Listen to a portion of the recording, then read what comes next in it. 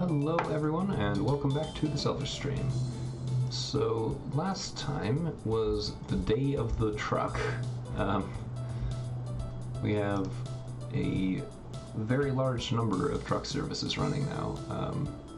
We've kind of taken over a couple of city blocks worth of space in Twishton to service this bauxite mine, which is currently going at gung-ho production, which is pretty good. It's about as good as it's going to get, I'd imagine. And right now it's set up to pretty much stay that way for the foreseeable future. The McLean trolleys, I believe we also adjusted, and we upgraded them a little bit.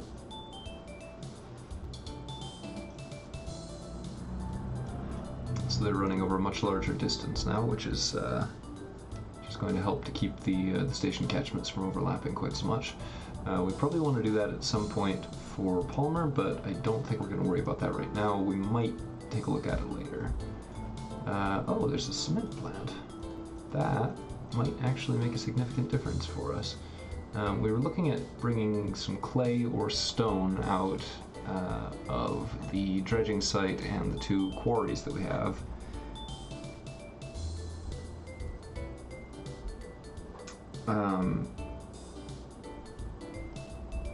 Sorry about that. So this would actually give us somewhere to take all of that stuff that's within reach of our current line. The other stuff that we had access, or that we were looking at, is like, I don't recall where, but it was no closer than. Nope, not that one. I don't remember where it was, but yeah, we had another couple of possible industries, but they were quite some distance away.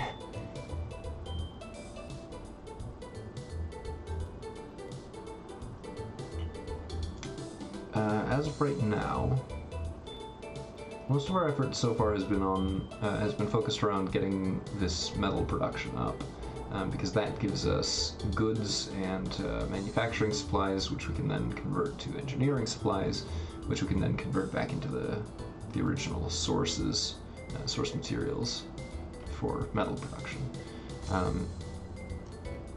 Now, that's not where we want to leave it. That's where it's at right now, but I don't think we want to leave it that way. I think what we would be better off doing. Let's see. We probably want to bring the Jimothy's down here to the Athens Docks site, which would then give us the ability to decommission one of the boats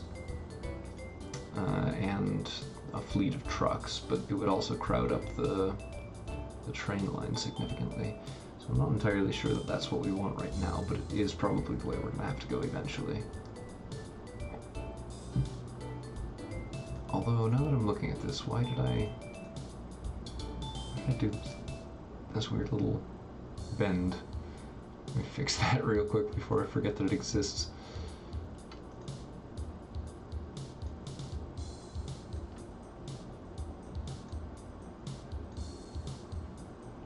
Yeah, I have no idea why I did it that way.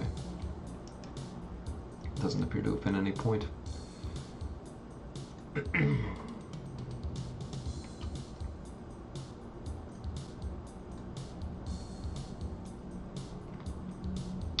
Okay, so the next thing that we were really looking seriously at doing was potentially, we may want to serve this metal workshop, we may not, but what we did want to do is start collecting metal or iron ore from these iron ore mines. There's a couple more down the shoreline a little bit further. There's one here, and I want to say there was another one down this way somewhere, but I can't remember where it was at. What are these? These are bauxite mines. Oh, wow. That's a lot of bauxite. We've got a machine shop, we've got a brickworks. Oh, that could be useful as well. Bring some of that sand and clay down here from those dredging sites I was talking about earlier. Metal workshop, which we don't really care about because the one that we're serving is pretty much doing what we need it to right now. textile mill, sheep farm, mixed farm. Ooh, coal. Takes engineering supplies, produces coal. Where can we send coal to? Produced only at a coal mine, no surprise there. But where can we send it? Steel mill?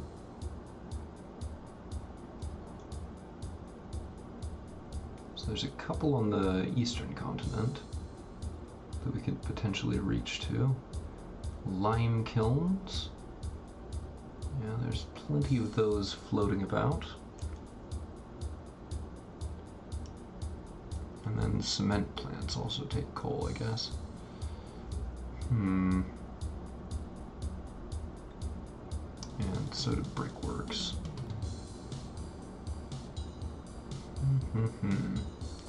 Yeah, I'm honestly not sure where we want those to go.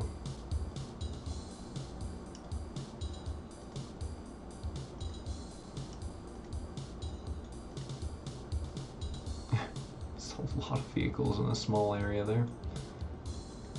That's our vegetation map. I'm not really sure why that matters, but it's something that we can look at. Looks pretty. I'm also not really sure what that all means. Oh, stations, loading bays. Oh, I see. So that just lets you see the distribution of stuff. And that's the cargo flow graph, which is always useful. Okay. So at this point, I'm thinking we might want to service a steel mill, which accepts iron ore, coal, and scrap metal. So scrap metal we get from recycling plant or junkyard. Iron ore mines produce iron ore, and coal mines produce coal. Those are the only sources for those resources. And then that produces metal, which goes to everywhere that we can take metal to. Recycling plants take recyclables and produce scrap metal and manufacturing supplies. Wow, that's a very large resource chain for manufacturing supplies. Recycling depots do nothing but produce recyclables. Okay, so they actually... do they even exist yet? Recycling plant, recycling depot. No, neither of those exist. Recycling hasn't been invented. Okay.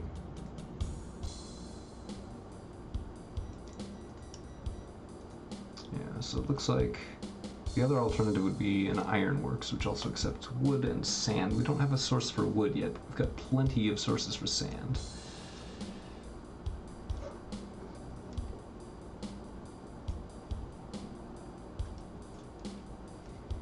Okay.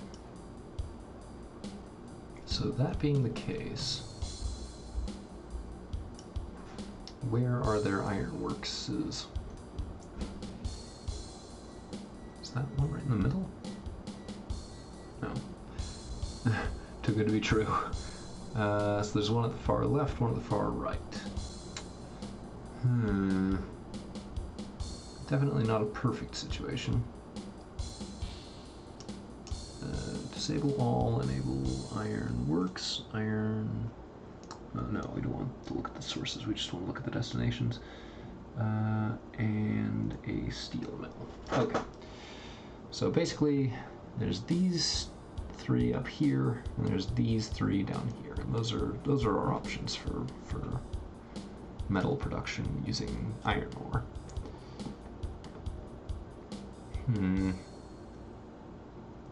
I'm liking the idea of coming down here first, because connecting all of this up would be a lot more manageable, I think. I also really would like to get more mixed freight kind of stuff going on, but actually getting it to a point where that's doable is going to be a bit of a challenge. So we enable all, and show height as well. Oh, that's a lot better actually, yeah.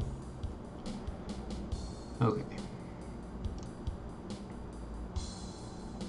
So we may want to set up like a cargo processing facility over here, something real big.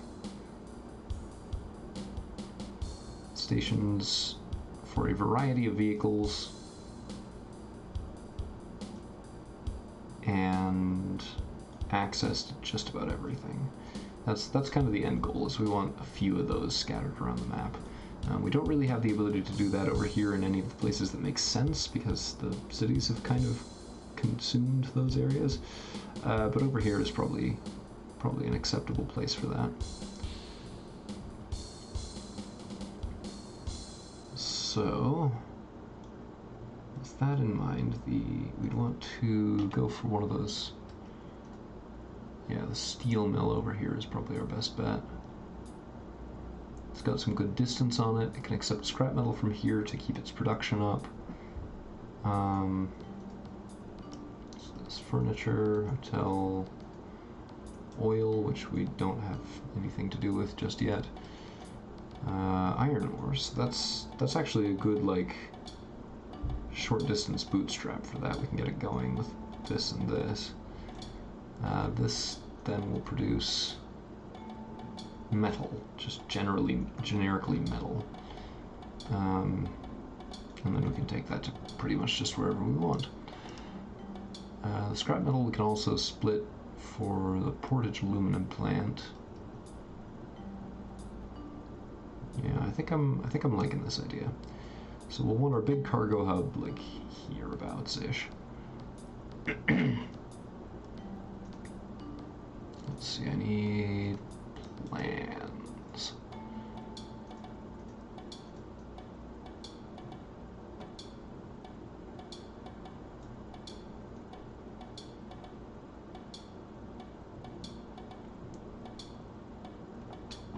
Okay, sure. I definitely won't forget that that exists.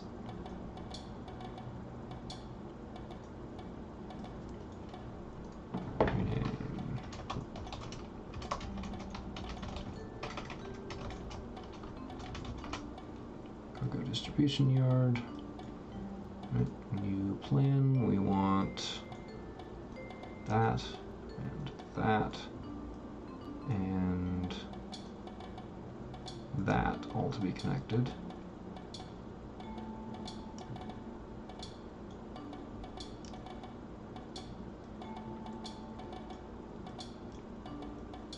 And then this is going to connect over here. And this is also going to connect over here.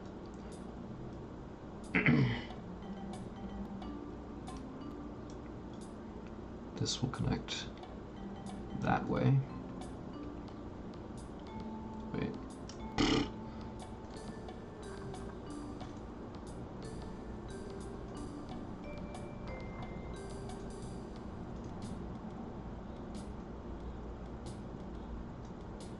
I'll hook up to that port for starters.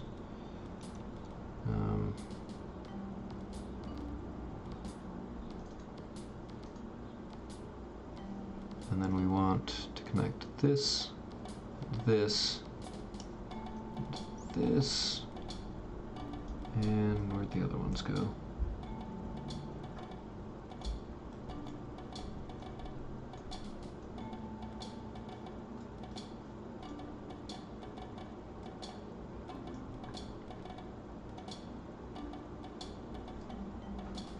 That needs to come up there one way or another.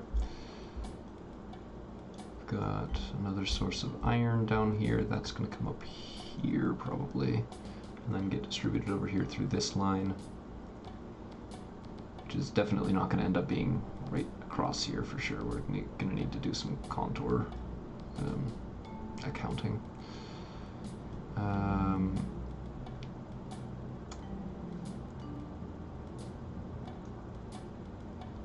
Nope, that's the wrong plan for that.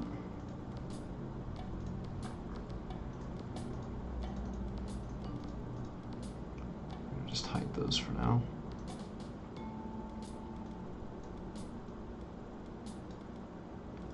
Like that, and like that, and then where was the dredging site?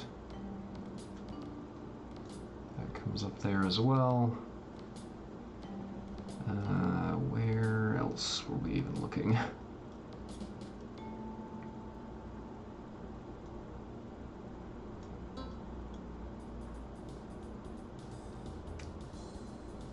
So yeah, I think that's a good start as far as kind of hooking all that stuff up together. Now if I can just remember the one other place that goes. What was it, like a cement mill? Or cement plant, that's the one, yep.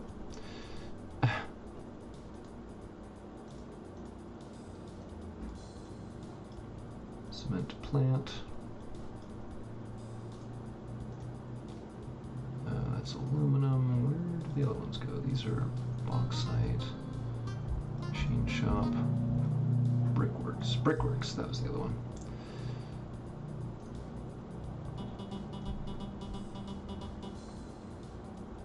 That is the Brickworks, right? That's the problem with new GRFs that do stuff like this. There's just so much content. It's very hard to keep straight what's what.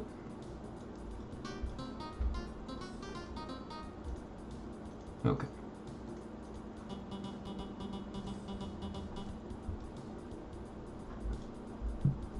So we'll rename that.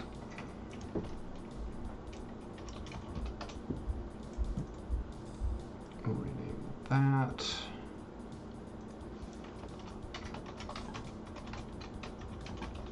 Iron to steel. This is dredging and quarries. Okay. And we will hide these. Focus on the cargo distribution yard. I can talk so good today, you guys.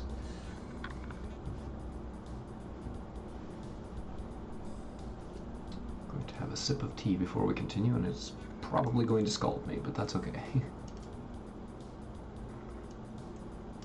Ooh, yep, still a bit warm. Whew.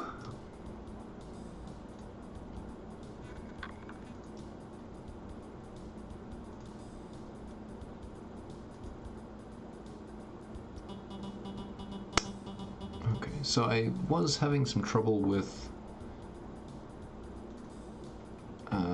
my stream chat monitor yesterday. It cut out on me and I didn't realize until afterwards.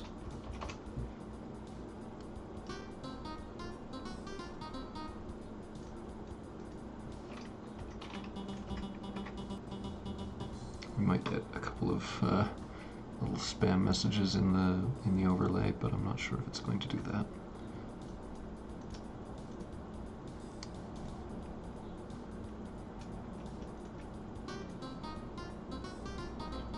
I do apologize. I'm just trying to make sure that I'm seeing anything that gets posted.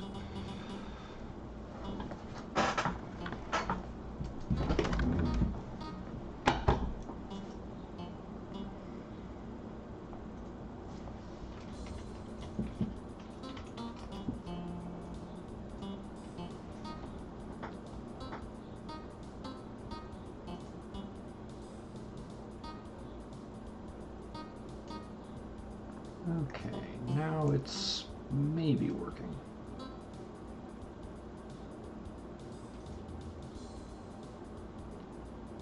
Yes.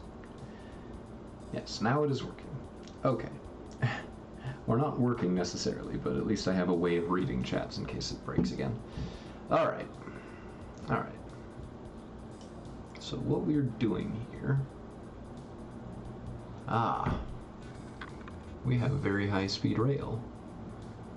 I don't know when that unlocked, but we're going to use it for this.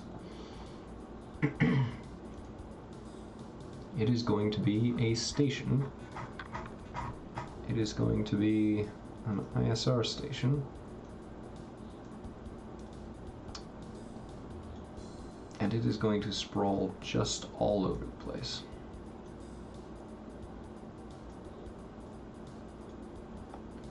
So what we're going to do is we're going to start here. We're going to make it so that we can connect other lines to this later without too much fuss. We want a goods B station here.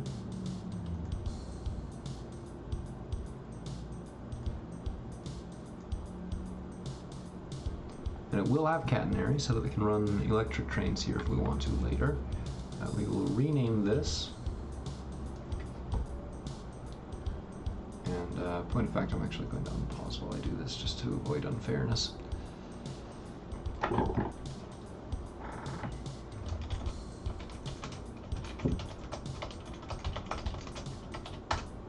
Southeast Cargo Distribution Hub.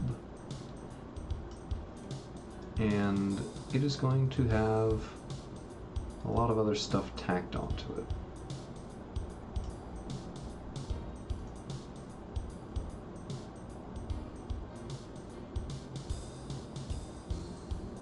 We're going to have a bit of high security attached that way. We'll have 2 tracks of that, I think. Oh, that looks just kind of really weird. Maybe we won't do that. Not this way, at least. We'll have some goods A instead. Freight station faced that direction.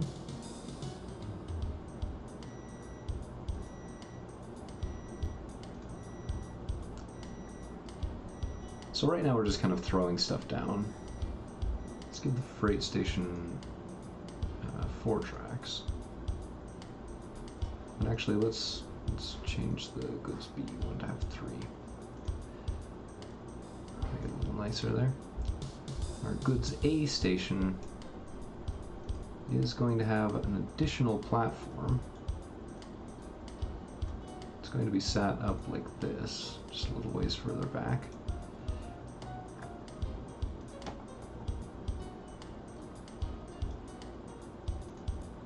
We'll have a single row of low goods station.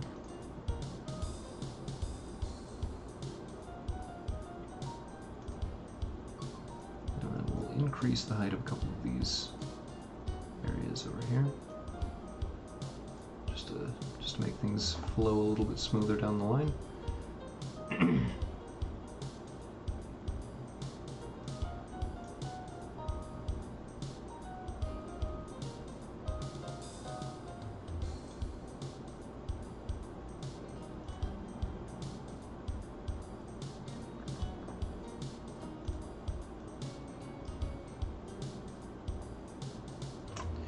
So basically the gist of this project, what we're doing here, is we are making a very, very big station. And the reason that we're making said very, very big station is so that we can send all of our cargo here from pretty much a quarter of the world, or at least most of what we're actually working with right now. And then everything that comes from that, all of the cargo that comes here is going to get dropped off, and then something else can pick it up and take it where it's going. So this is the only spot that needs to have super, super high traffic capacity. Everything else, yeah, whatever. It can kind of take it or leave it as far as having large stuff happening. Oh wow, we can do gantries now. Right, and we're gonna have a lot of these like piles of stuff laying around. Not sure exactly which or where, but yeah, one of the big central features of this is we're gonna have a lot of these tiles that show stuff like just building up, piling up, and that way we can see at a glance what sorts of things we still need and what we have coming in. Now that said, we also need, I'm not going to worry too much about that right now, we're just going to have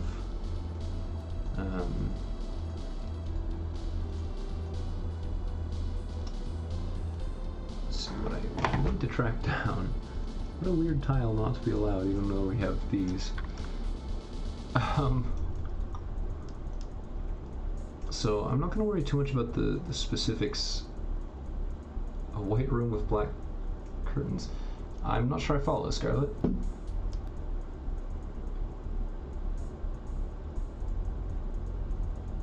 Welcome, though.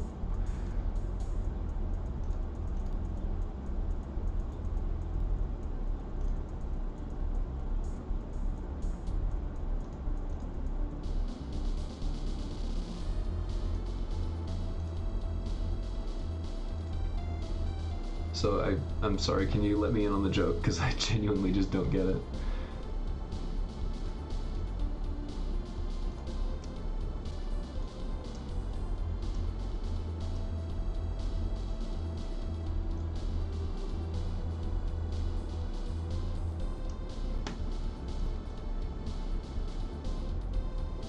Oh, Cream, okay. Yeah, I don't really know any of their stuff, so it kind of went over my head, but I can appreciate a good reference, though. So we're just gonna plant a bunch of... maybe. Maybe we won't.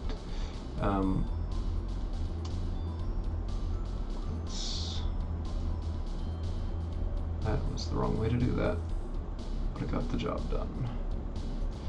What we're going to do is lower a little bit of this and basically just extend the station down to the ocean.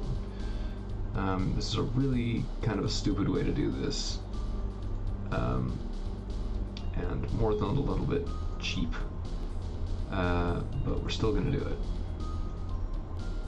Because I don't really know how I want this to all come together later.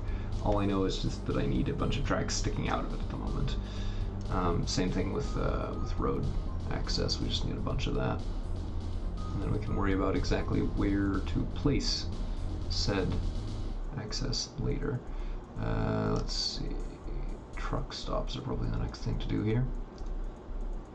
So we'll want truck stops along here, I guess. I'm not sure about this upper one. And that will let us continue extending the station down here without any fuss. We do get very intense music for doing this, though. Ah, crap. One little misclick and you've got at least one extra station. It kind of sucks. Okay, now docks.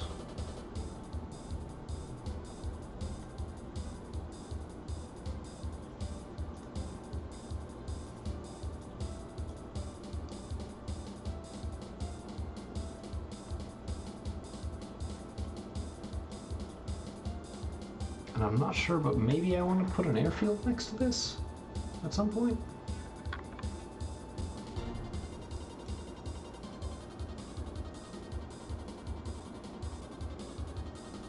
What airports are even available?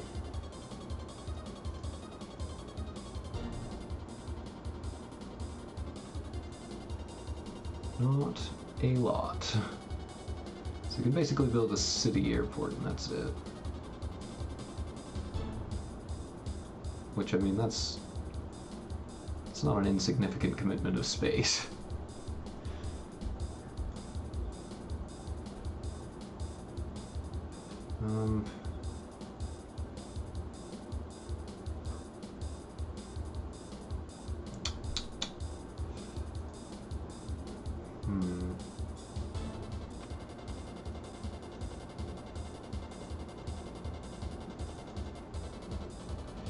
Yeah, I'm actually quite torn on whether I even want an airport here.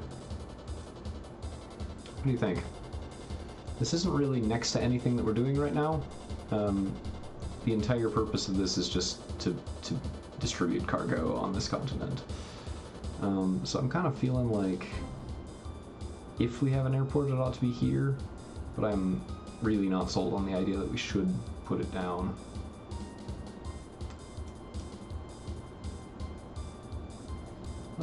Let's give it a miss for now, and then we'll come back to that if we need it. We can just sort of tack it on to one end, I guess.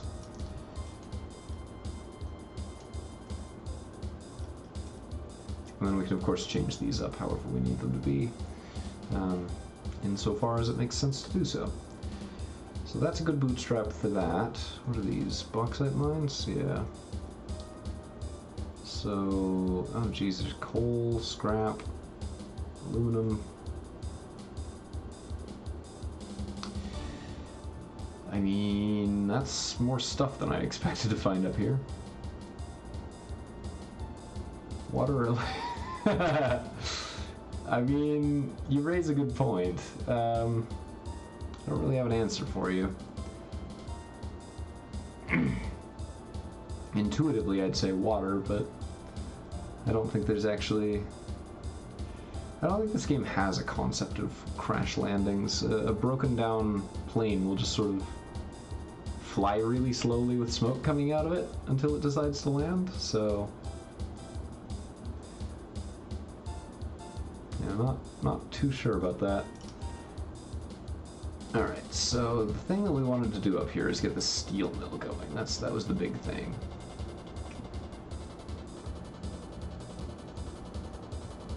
Let's just have that so we can find it again later. And what we're going to do to bootstrap this is bring in a little bit of scrap metal from here, a little bit of iron ore from here, and then I feel like there was something else. Yeah, there's more scrap metal down here. And then if we get engineering supplies up here, then that would be very helpful as well. Meanwhile, we're watching our road vehicles forget how to, you know, drive in real time. And to get started, we're not going to worry about trains just yet. I am actually going to just quickly check our day length setting, because it seems like it's going very, very fast compared to what it should.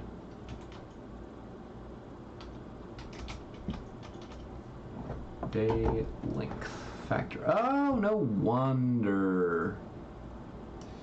Yeah, that should be like 5. Wow.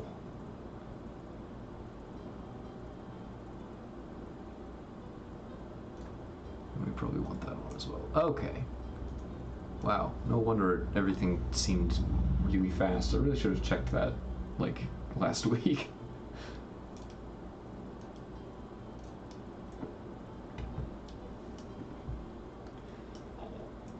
That definitely answers a few questions. Alright, so we want medium speed rail coming to this, and we want to have pre-built stations. We want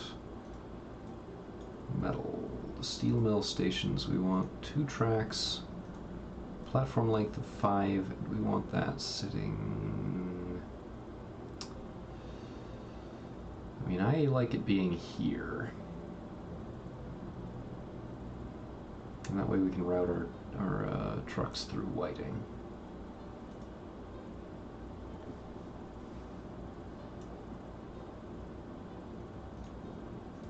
And it takes scrap metal, iron ore, coal. So we also want to have another set of stations with mineral unloaders, and this is primarily an aesthetic decision, lest it be mistaken for something necessary. Well, they should probably be... well, whatever, that's fine.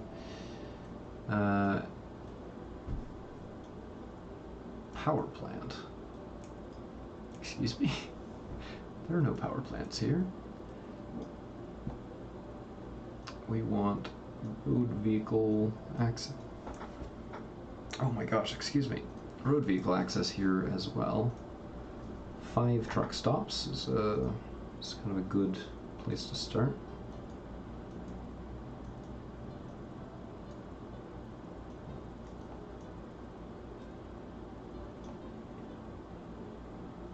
We will also be buying up a fair amount of the land on either side of this, because I really don't want to find myself in a position where the city just kind of owns the whole area and is going to make me bulldoze it. in order to leave. Now, I don't think that's going to be such a problem, since, Whiting isn't going to grow because I'm not going to do a passenger service there just yet. But that is something that we'll want to be on the lookout for later when we eventually hook that up.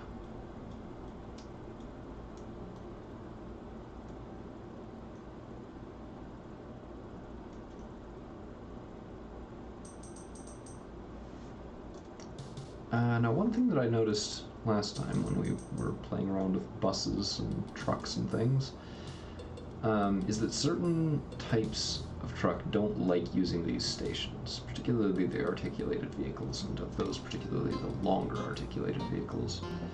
So we might have to switch over to this style, which I would rather not do. But there's a better than even chance it'll make me. So what we may want to do instead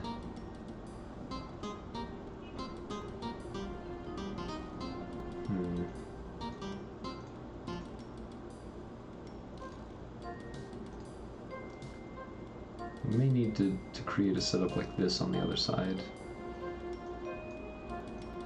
after we finish this up.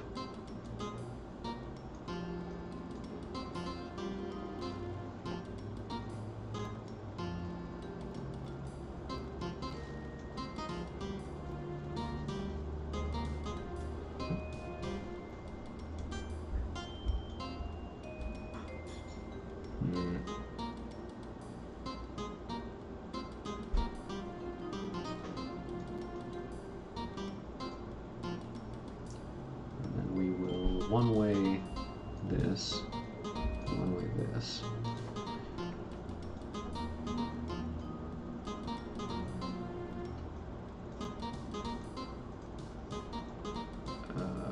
Okay, I have no idea how the one-way tool works. I haven't really played around with it except for what we did yesterday. Alright. Concrete bridge, nice and fancy and new. Just because.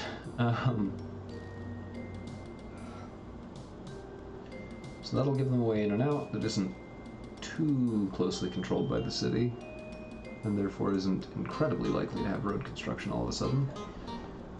Let's see, that's cement, that's glass, that's machine shop. Okay, so this is a place that we're going to want to serve because it produces engineering supplies, which are useful for extracting more raw minerals. Oh, that was a train getting stuck. Let's go give those a look. Where are you, friend? Stuck train.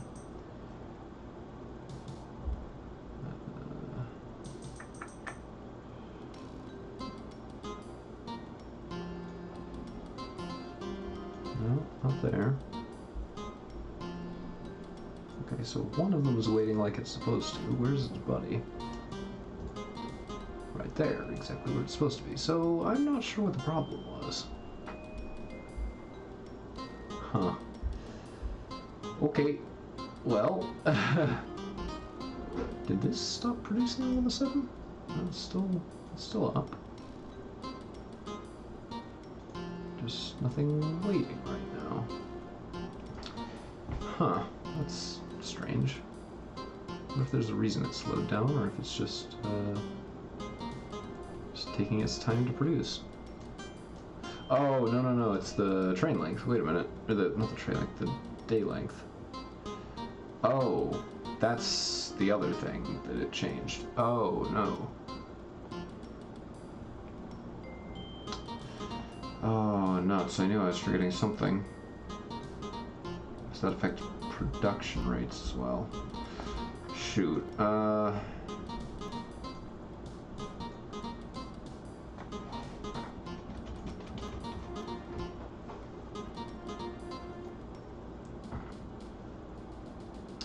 Crap. No, you know what? We're gonna set it back to normal and just accept all the insanity, I think. Realistically, yeah, I don't...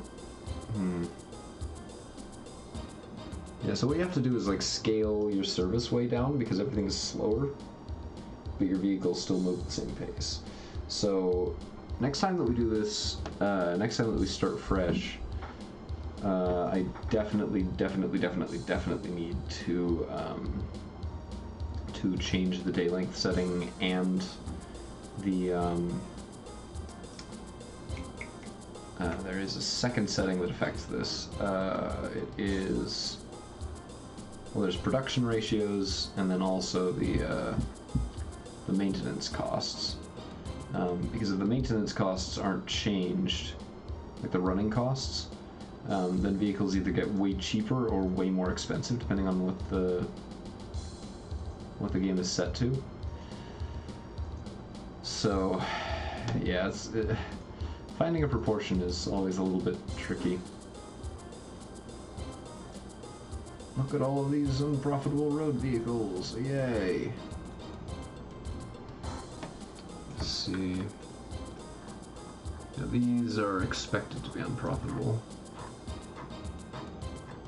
regardless of how few or how many are currently running, because we don't have access to the commodity that will make those farms produce faster, or at least not enough of it that we can make use of it in that area.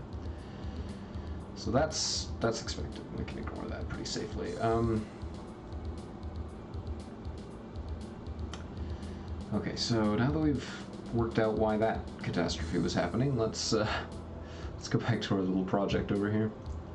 We need a road depot on that end and a road depot on that end, so that vehicles coming in on either side will still be able to repair themselves if need be.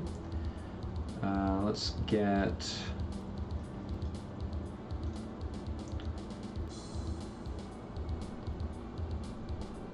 Yeah, we'll probably want 4 stations here.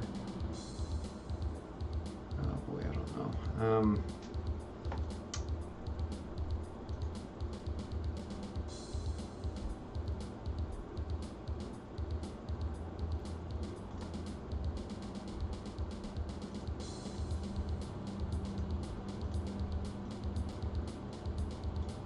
Guess we'll do something like that.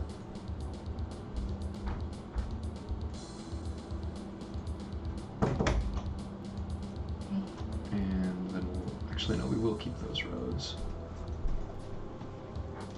Get over here for a sec. Yes. Looks like the stream will be going on break for just a moment. I will be right back.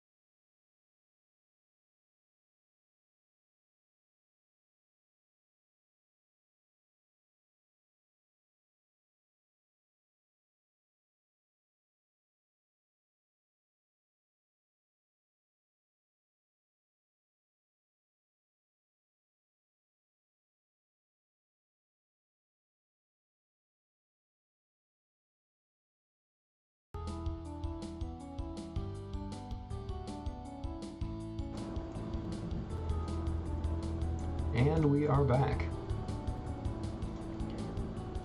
So, short version of what just happened is my spouse is going out of town for a couple days, and just needed some help packing, so... Thanks, man. Oh, you'd probably care. This business with getting Avara running has been a bit of an adventure. Apparently, it is maybe not compatible with Windows 7. So actually getting it to a running state is going to be fun. We'll see how it goes. I am trying to get a hold of a build that is functional.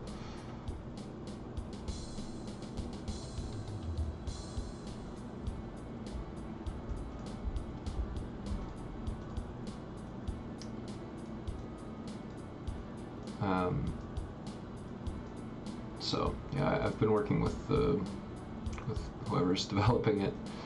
I'm afraid I don't even really know who is responsible for the project.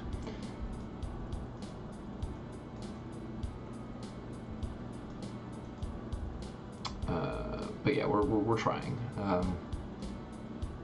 Oh crap! Yeah. Okay. That makes a lot of sense, actually.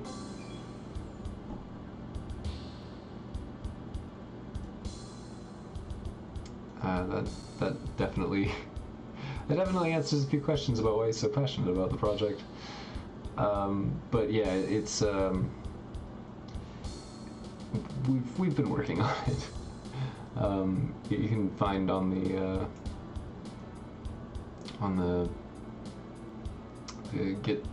GitHub page the thread where I'm basically just crying to him about how nothing works.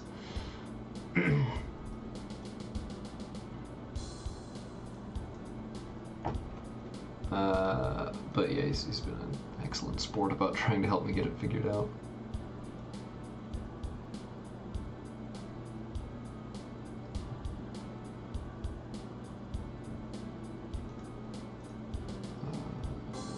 Why on earth am I getting all of these British things?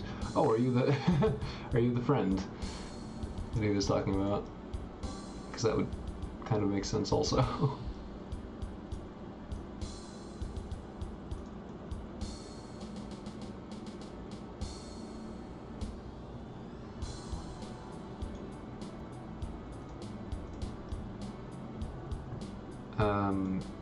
Yeah, no, because he was just saying that he had somebody test out a build, and it sounded like maybe it was hard to tell whether it was somebody I would know or not. I currently have access to a Windows 10 PC, but it's not the PC that I stream from. So I can at least, I might be able to at least play. I don't really, but I actually downloaded a client specifically so that I could hop over there at some point. Realistically, it's probably going to be a little bit, but when there is an opportunity, I will come hang out. Lockheed L100 Hercules, neat, but I don't care. Yeah, and I've got Basilisk set up in sort of a barely bootstrapped kind of a way.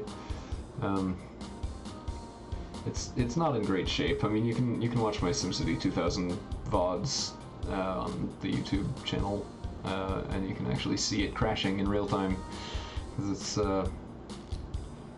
it's a horrific mess. I'll be honest, it's horrible. But we can pretend, right? Scrap metal. Articulated flatbeds. Oh wow, yeah. So these definitely need the long stations. Huge beasties. Go here, go here. Rinse, repeat. Welcome. Well, okay, but so the port crashes, that's fine. That's actually the software crashing. The software in Basilisk works fine, but random things will just cause Basilisk itself to just suddenly halt. It's horrible. it's a bad experience. It's just a bad time all around. It's livable. It is livable, and I'm tolerating it for the fans, such that I have. That way, there isn't a junction. There is no junction there. Game, you're insane.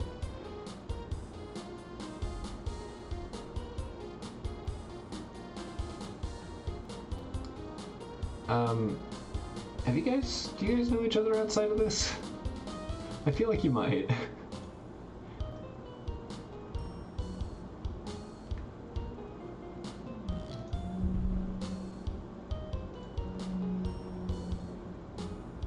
Huh. Crazy. Okay. I mean, you guys seem like you would be just about the best of friends. Swordfish is a Navarro player from way back in the day. He is super cool. And Jesse is one of my friends from a very long time ago, who played a very big role in keeping me into super old Mac games, among many other things. And he is also super cool, so...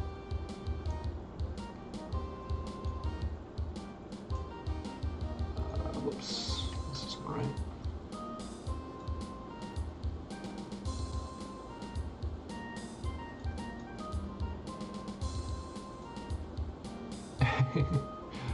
Yeah, you two seem like you'd get along quite nicely, I think.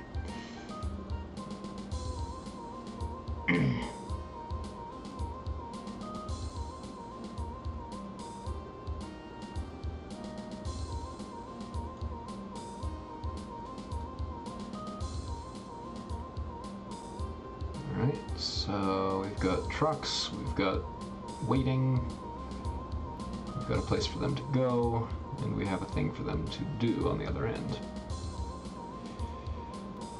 I have a pair of old Macs, and neither of them particularly work. Just terrible. It's a horrible, horrible shame. Engineering supplies, no, we want iron ore, that's the one. Articulated hoppers. Ooh. Go here. Go here. These, we can't have these. These are gonna just cause a huge problem if we leave them where they are.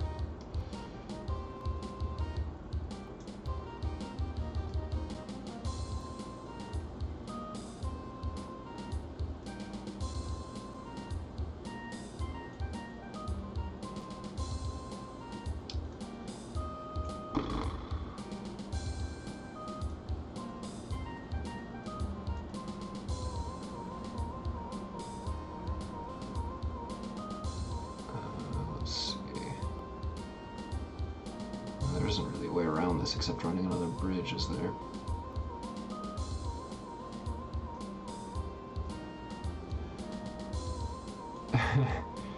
Yeah, I've got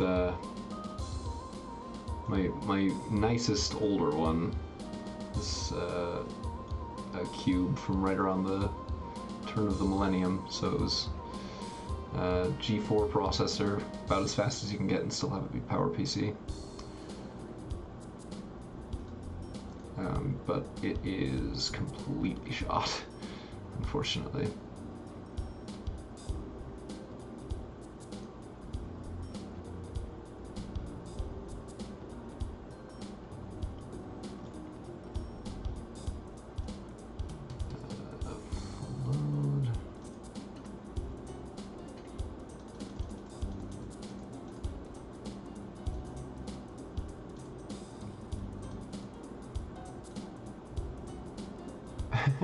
You know, honestly, it probably does. Like, unless something has broken it, it is probably still working. That's been my experience, at least. Like, there is absolutely no reason my MacBook should still work, but She's going strong. Or at least as strong as you can get with a loaded battery that could burst into flames at any second.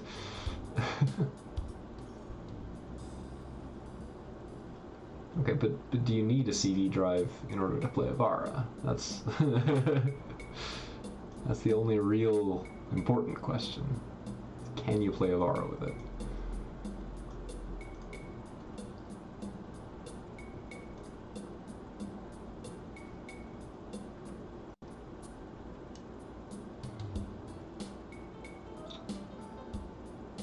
Jesse, just to catch you up, we discovered a little bit ago that, I mean, among other problems, I have no idea what I'm doing, but also,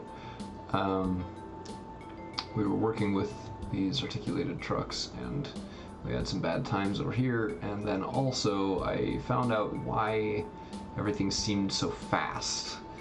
It turns out that the day length is set to vanilla settings, so everything is going way faster than it's intended to, but I tried to change it and immediately everything broke because while everything is technically still functional, my systems are all built around the time scale that it's on right now, which is to say fast.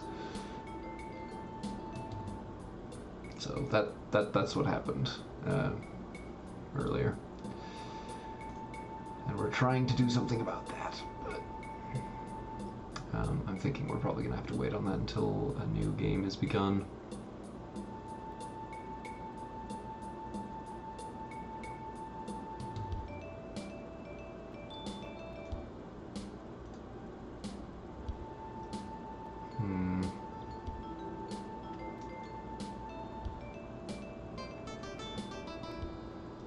Okay, so the trucks are starting in production here at the steel mill.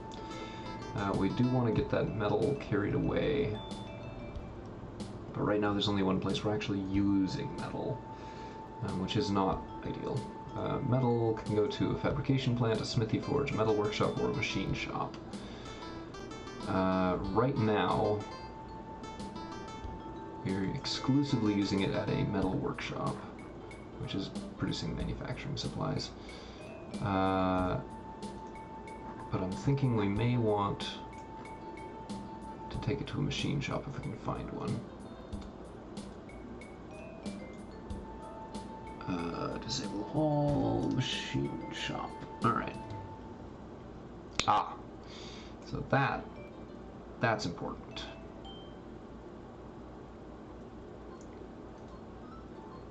That we can work with. So it takes metal and gasoline. Do we have a source for gasoline? An oil refinery or a biorefinery? They both produce chemicals and gasoline, from the look of it.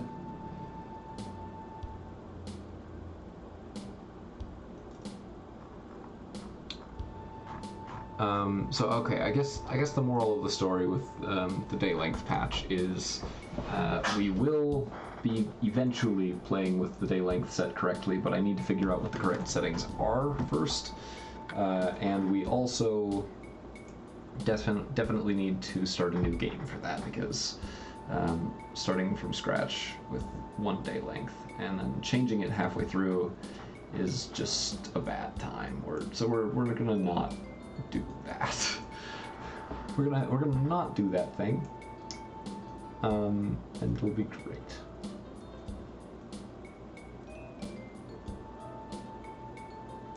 So chemicals. What am I even looking at? No, we want gasoline. Houses accept gasoline. That's insane.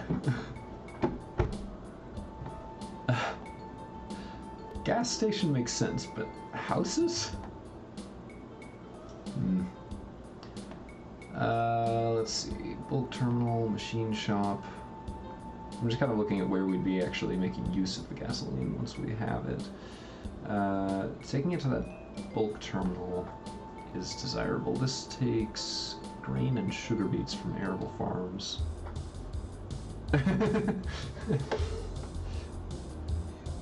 Sure. I'm not even gonna question it. Huh. So arable farms are the only place that produces grain or sugar beets. And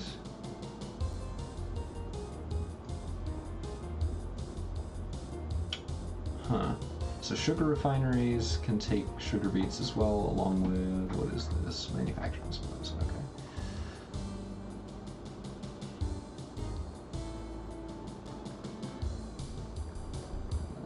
That's what I'm doing.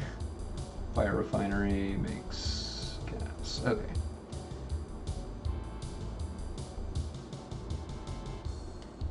Nice, nice.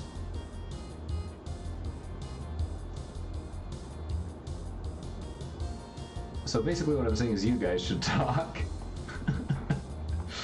Oh boy. Jesse, I don't know if you saw it, but they made both a level converter, and they're working on, I guess they're working on a way of creating new levels with Inkscape, which I'm psyched.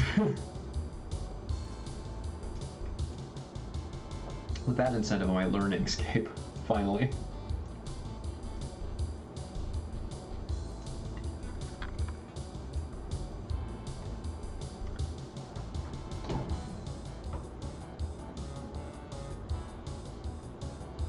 So it looks like basically doing oil is the only way to get the gasoline that we need. Which sucks more than a little, but I think we can live with it. Yeah, I mean, honestly, I have expected Claris works to still be required.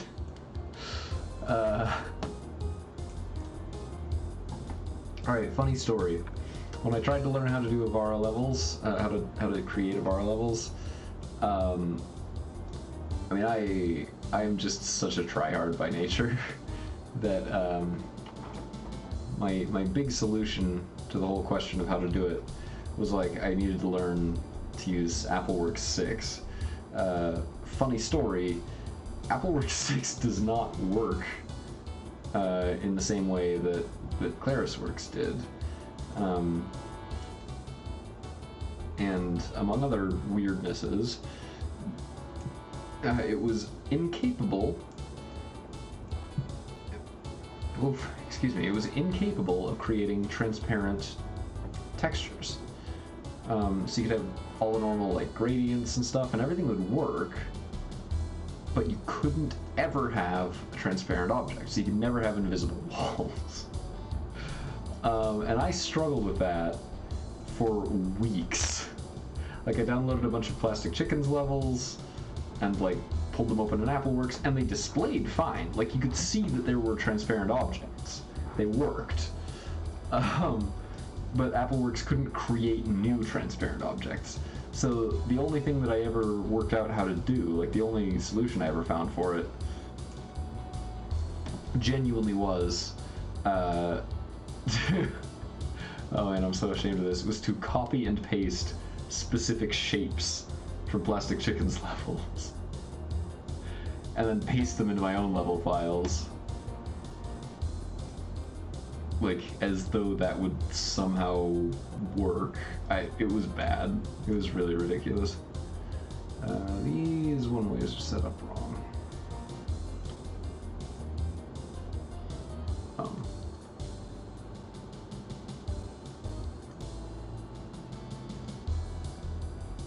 Well, I mean, there's nothing necessarily wrong about it, but like the problem mostly boiled down to the fact that even with all of that, I still had no idea what I was doing. So like I'd get walls misplaced, and yeah, it was just a very silly time. It was very much the sense that like I can't do this right, but I can maybe cheat.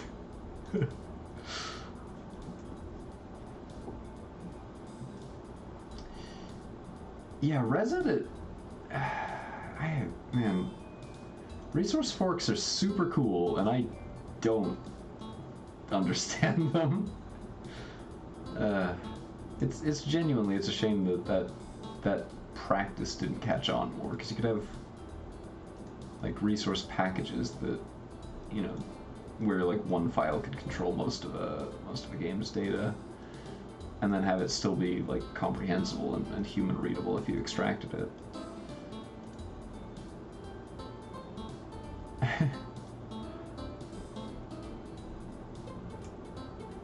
I mean, you gotta cheat somehow, right?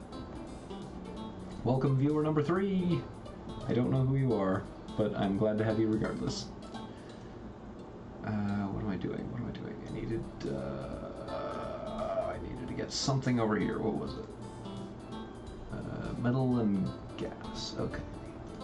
Okay, right. So that means that it's time to set up our first point-to-point train service for this area.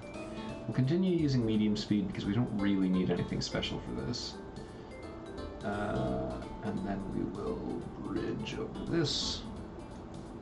This is going to be a super lame, just point-to-point thing. It's going to look like crap, and it's not going to function very realistically, but that's okay. We are going to use our imaginations. Where am I even going with this? Okay.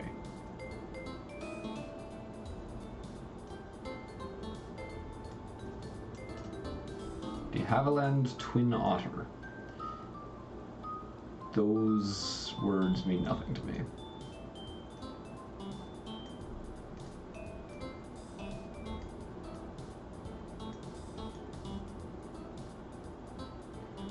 Okay, how do we get this around the mountainside?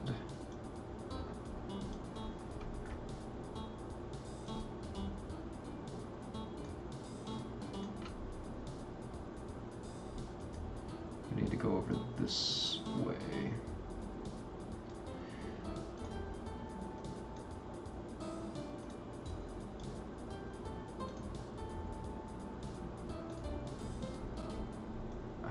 It's going to pass by the dredging site.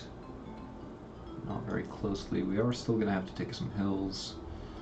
We're well into the modern age now. Post-diesel, so we don't have to worry about this nearly as much as I wanted to have to worry about this. Because I made a mistake with the day length.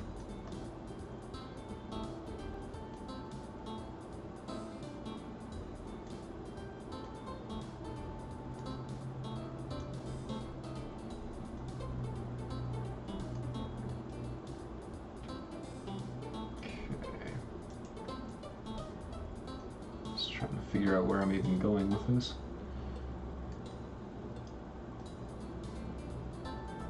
Okay, so this is the layer we want to stay on, if possible. So that's very visually confusing. Okay, no, I didn't make this scenario from scratch at all. And carefully vet every single part of it.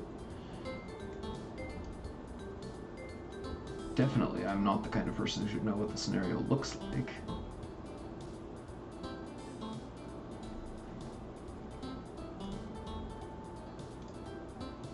Nope, that's not bridges.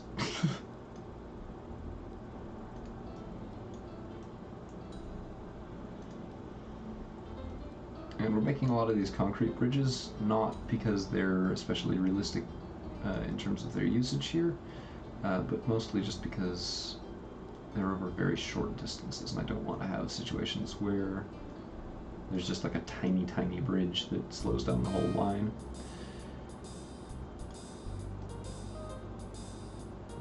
Alright, that seems passable. Alright, so that means we need depots. We need a depot along the way. Like that. What have I even done over here? Good grief.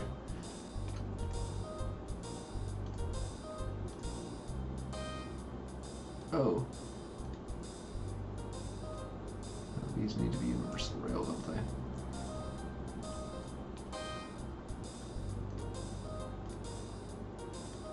Okay.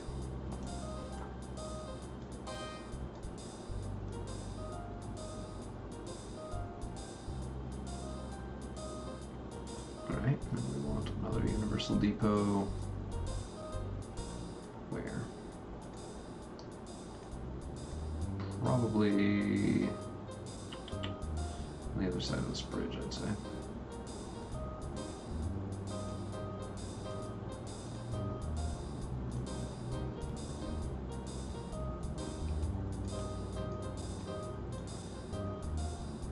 Okay, so now we can have a train which carries metal away from here. Gets it where it is headed. So we want classic sort. We don't need anything particularly powerful. What is a rail slug? Extra tractive effort, but no power. Oh, that's fascinating. Huh. I actually don't know what that is in real life, but that's really cool. Tiny power boost, 10 horsepower.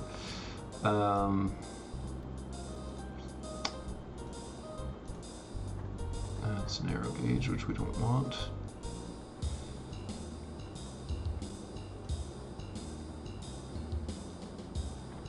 You know what? Let's do something really stupid and buy an aero train to do this job. Just the absolute worst idea. Where are you? Aero train, aero train, aero train. I'll give you a little bit of a small amount of history on this weird thing. Wait. Wait, it comes with the passenger cars. Crap. Okay, an aero train is not going to be suitable for this, but I'm going to give you the story anyway. So, aero trains were an experiment where basically just a generic streamliner engine. They built kind of a weird cab. It sort of had this like little hump on it. You can sort of see it there in the sprite graphic. But the gist of it was it had a little bit of a weird cab, but it was mostly pretty normal. It was this just all steel, or all silver, all chrome, real goofy looking thing. And what set it apart is that its primary propulsion wasn't a diesel engine or a steam engine. It was a propeller. A really big propeller. And they looked so freaking goofy. Like, I don't even know how to express how dumb they looked.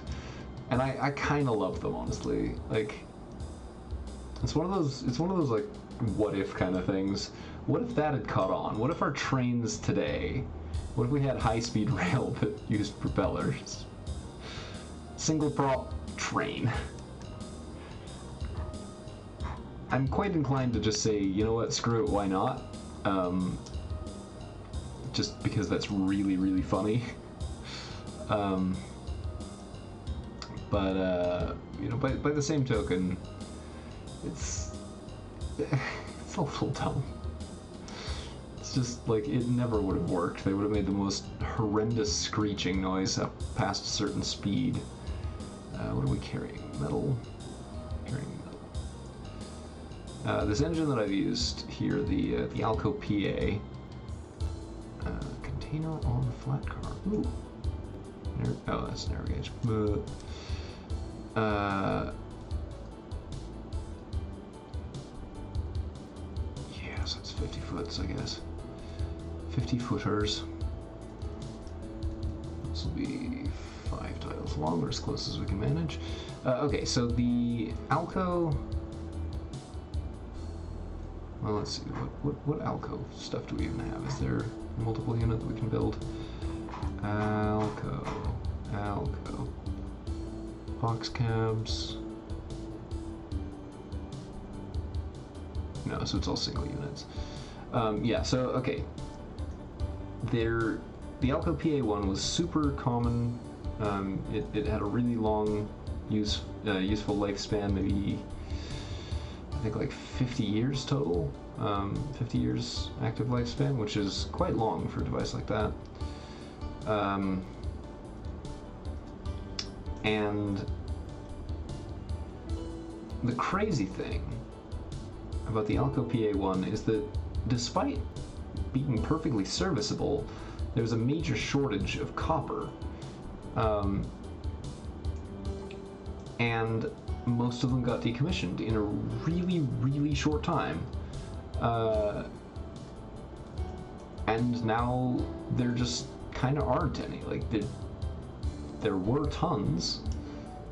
And they were used all over the United States. They were super popular, powerful, fast, real workhorses. They look pretty cool too.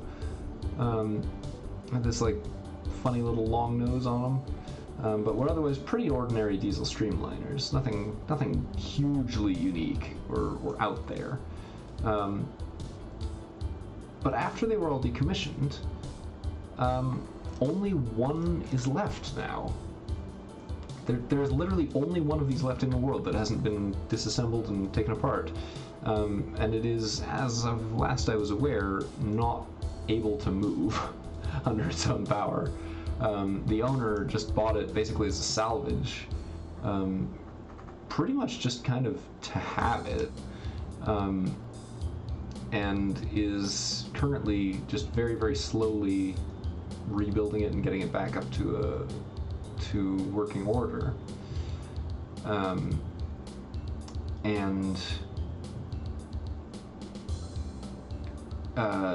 The current status of it, as of a couple of years ago, when I came into contact with this, and I feel profoundly lucky to say that, yeah, I did actually come into contact with it. It was actually the same visit where I encountered the Southern Pacific 4449. I was talking to one of the guys that regularly maintains both of them, and he was explaining to me the details of like how, the last Alco PA1 was in their shed, and that's where I learned about all of this. But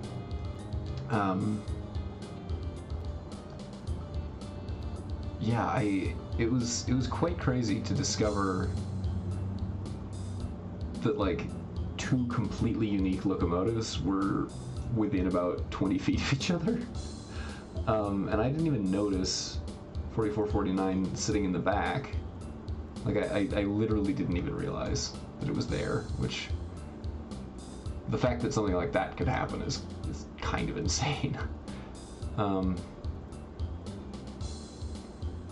Like, that there could be two pieces of history that were so prominent in the same room, and that like one of them could be so arresting as to nearly cause me to miss the presence of the other.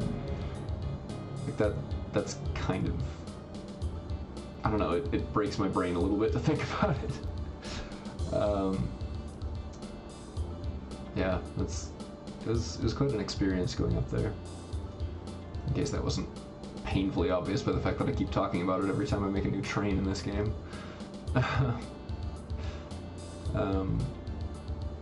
But yeah, true story.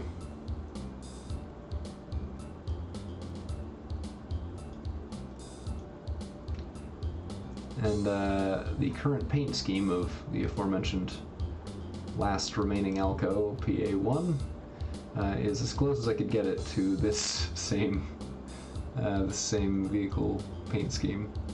It's primarily blue with white striping on it, so this is actually pretty close to how it looks in real life. Not incredibly close or anything, but as close as I could get in this game. And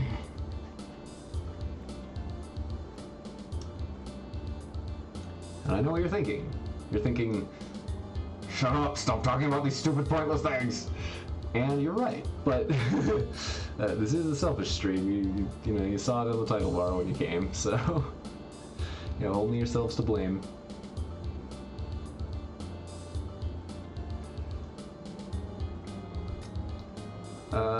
On an unrelated note, I would love to change this music. I was not able to find the Doom GRF. I think I might have to install it separately, like download it not through the Bananas downloader.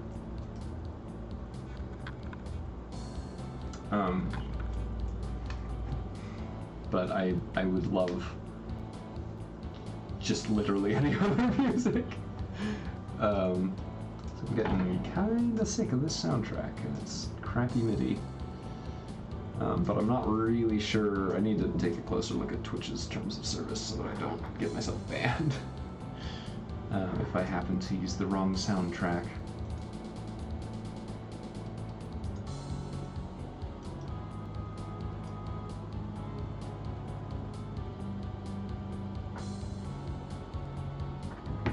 So this is producing metal at a pretty okay rate. Not a great rate or anything, but an okay rate.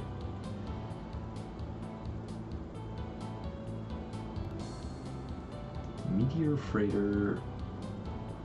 What even is that? Is that a bus? MCI MC8 Crusader. It's a very dramatic name for a bus. Oh, are you overweighted? Oh wow, you are very overweighted. Alright, well, let's get you to the depot. Get that fixed.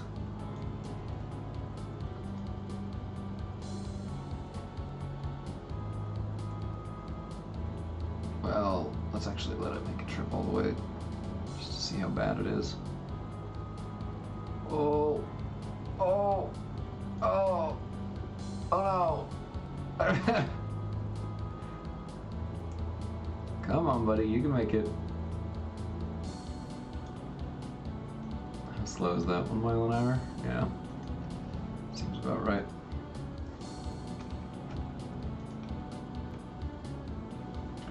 Pegwell Super 4 hovercraft. Oh, they're cool.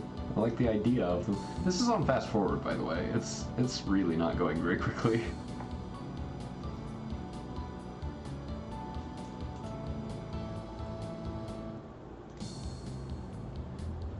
You know what? Let's double head it. That should be adequate. Maybe triple. Oh, I don't want a triple head. That's gonna be really just an ugly situation. 8, 9 miles an hour, 10 miles an hour, 11 miles an hour, 12 miles an hour, 13 miles an hour. Ah! Real fast now. And almost a dead halt.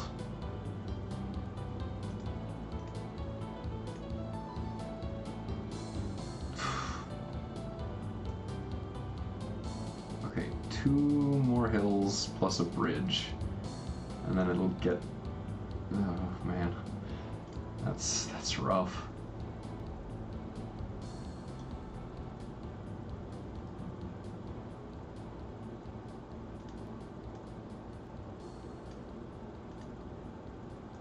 Alright, well, we'll leave that to its business for a minute. On its return trip, we will definitely be sure to add at least 1 more head, maybe 2. Because if we don't, I'm going to lose my mind.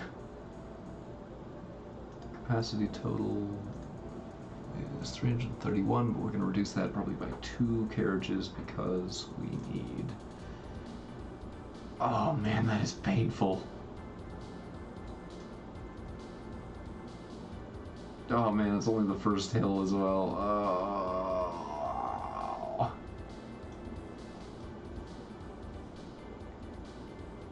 Train 30 is too heavy. You think?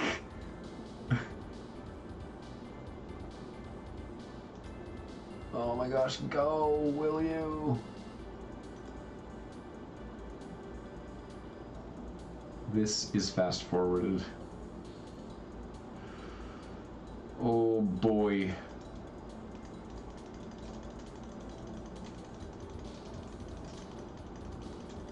Dink, dink, dink, dink, dink, dink.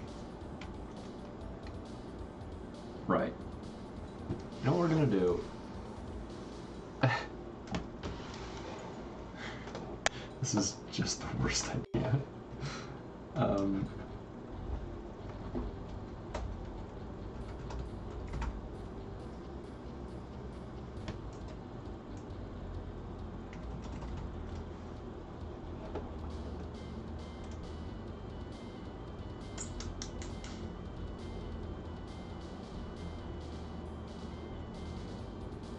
while this poor train struggles to get where it's headed.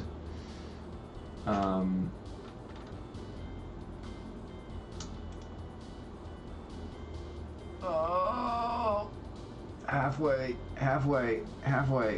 Oh my gosh, and it's stuck again.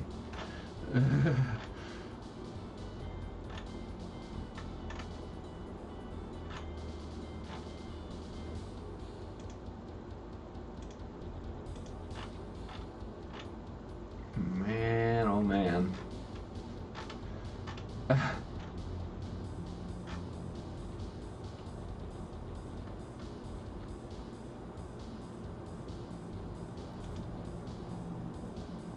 Okay, almost.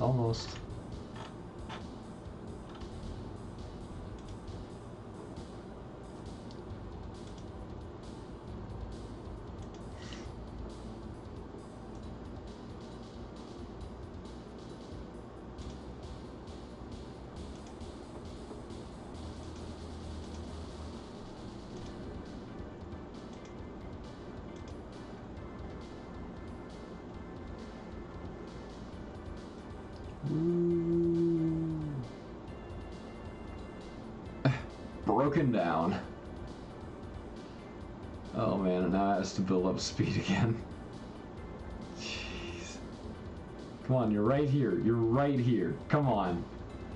Come on, you can do it. You can do it, buddy.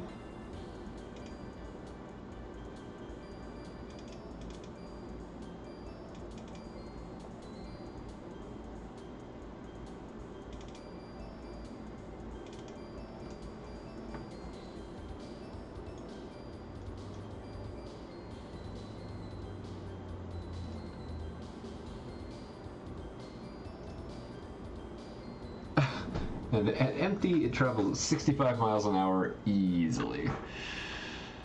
Right. Okay. New vehicles.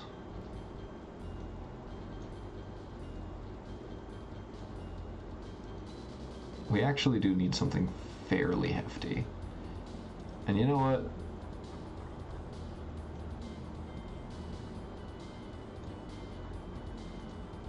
How fast does this go? 25 miles an hour? That goes 55 miles an hour. That goes 75 miles an hour and has plenty of power, I think. 2,000. Yeah, this should be satisfactory.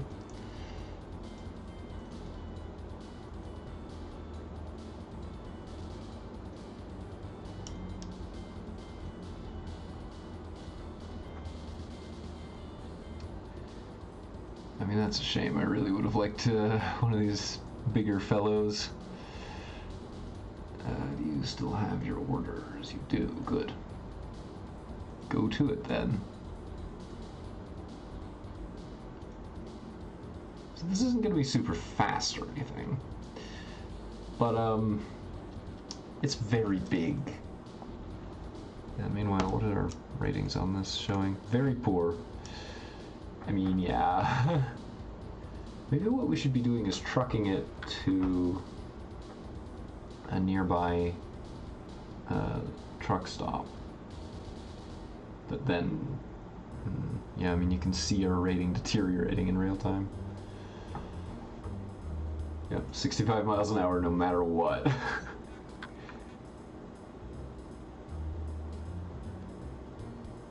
Alright. Let's get us back up there. It shouldn't deteriorate as badly from here on because now we don't have to deal with the train going that slowly again. Wow, and it actually decided to just stop serving our station. Wow. That's pretty bad. I've never seen that happen before. Alright, now while we wait for that...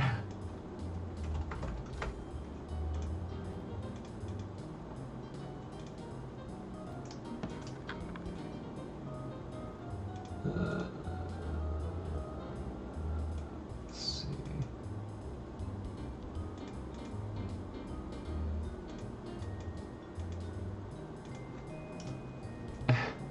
Don't mind me, I am actually setting up a Vara on a different computer. Oh my gosh. This is a sorry state.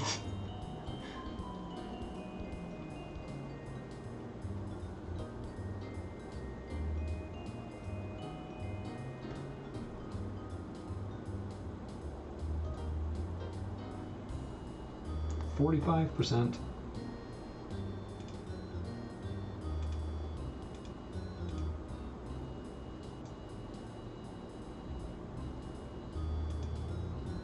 Got all of this cornball music.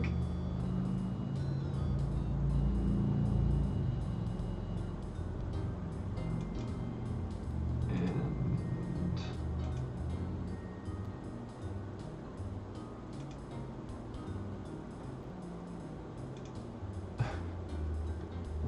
I don't want a cat is freighter.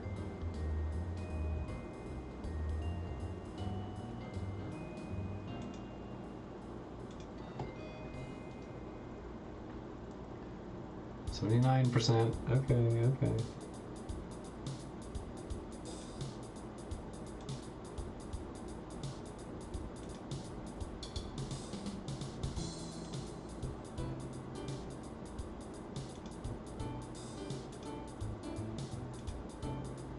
Yay, it's moving again.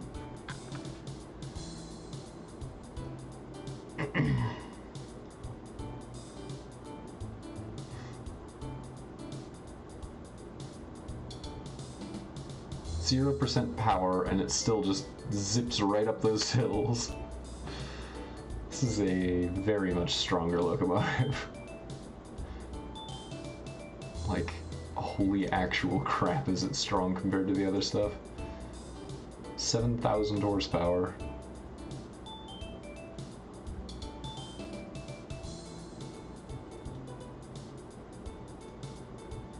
Maintains itself at great cost, unfortunately.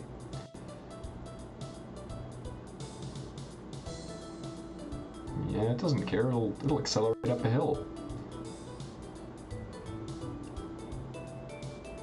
Now, how fast does it get back? Is our station rating even acceptable by the time that it returns?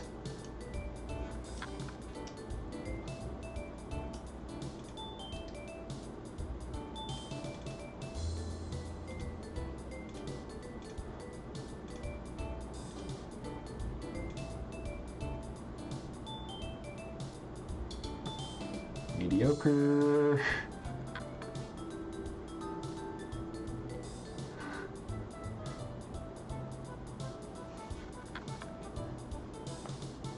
Okay, so it makes it back while it's still in just mediocre status. That's an improvement.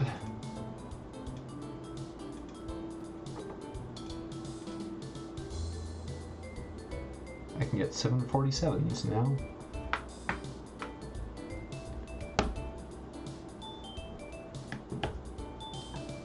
Meanwhile, the cargo distribution hub, I've got that open so that I can see when the boat arrives, which it just did.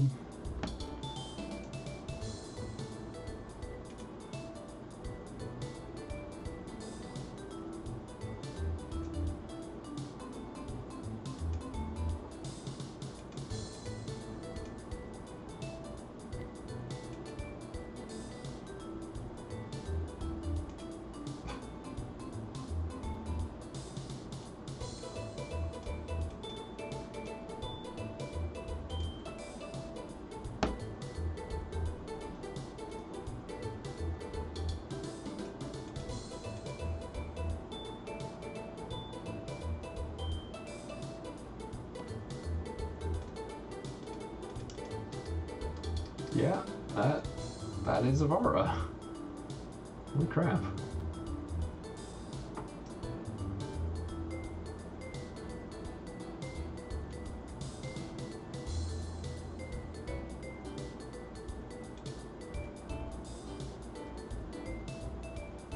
Dang.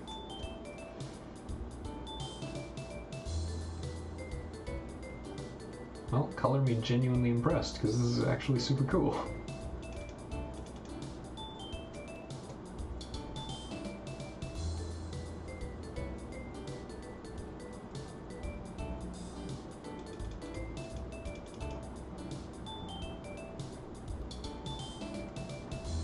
Yeah, well, for all the world, this is that game.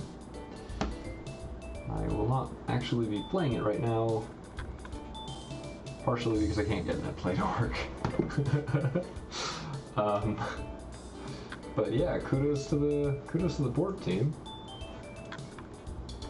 They did amazingly.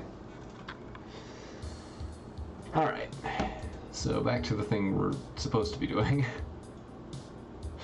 All right, this boat is small. This is a small boat. We need more of the small boat.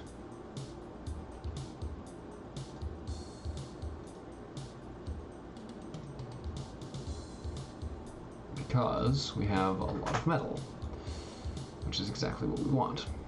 Now we also need, for this, to be bringing the engineering supplies back the other direction. So these will be getting in order to do that. Assuming that they can. They can't refit at the station. Right, that was the thing, wasn't it? Alright.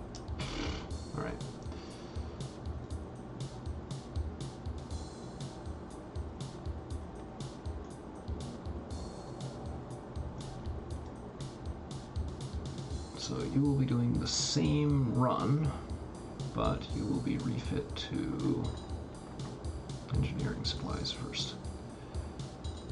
Yes, refit ship. And then we will be cloning you as well, even though I doubt we will need both of them.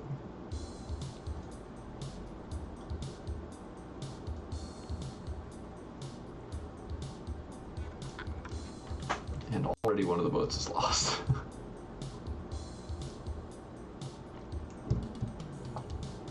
It took like 3 seconds, come on now.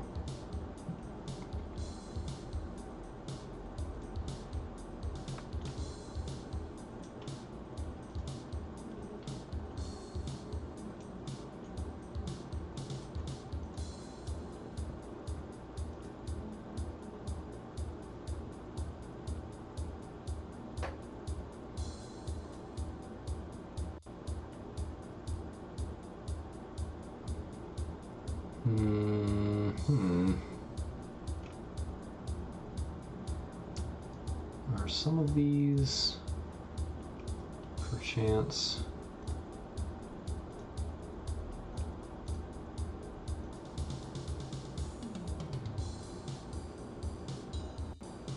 They're not emptying out when they should. Because I feel like that might be the thing. Where did all the metal go?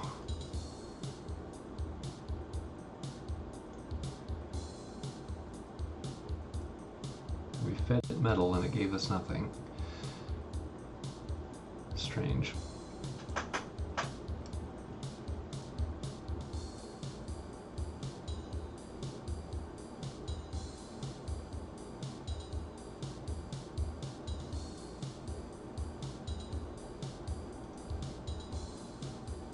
Okay, so that dumped just tons, literal tons of metal over here. And I think that's the first time that metal has turned up here since we started paying attention to what this station was doing.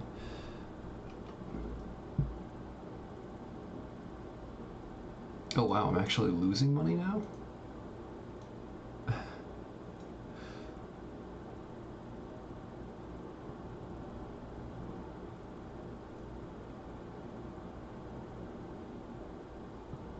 Well, dang. Alright. Alright then.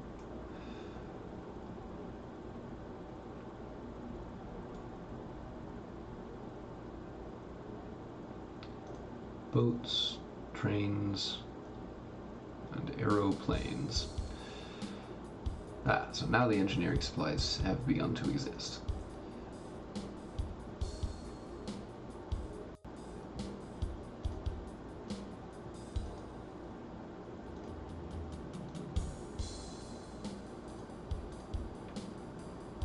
So that'll make sure that they actually leave them behind. Wait, maybe.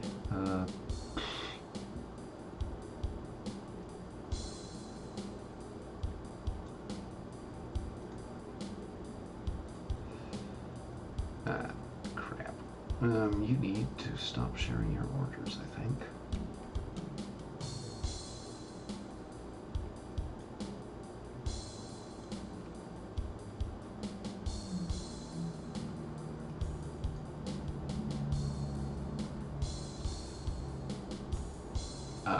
What?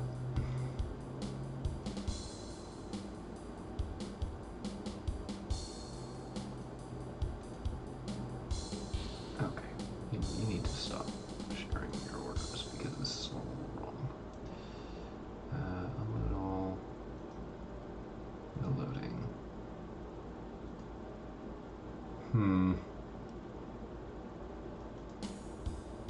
Which one are you? Engineering supplies, yeah. So you're going to have the same thing happen here.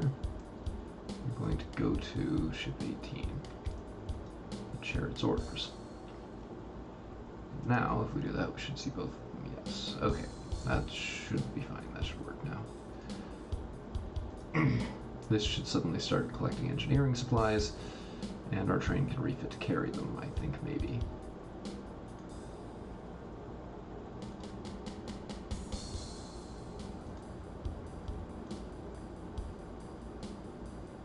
Orders refit to... what? Refit to engineering supplies. Yay, it can take them. Refit to metal at this end. Alright, so hopefully that won't cause us any grief, but now it'll at least be carrying stuff in both directions. Now we can get trucks that take the engineering supplies to the respective feeding mines. Now let's take another look at these guys. These are costing a decent amount. These are costing a lot. Like, really, really a lot. And so are these. And that. This is a big problem. Why are you both so crappy?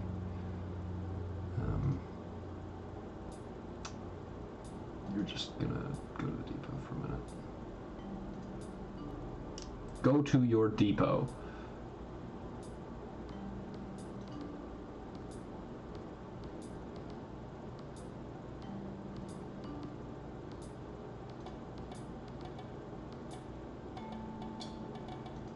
And this. Okay.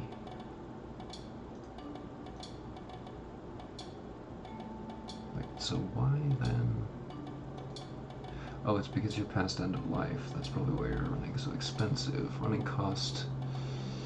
Yeah, like that's more than $250,000 a year. No wonder it isn't making enough money to keep up with that. Wow.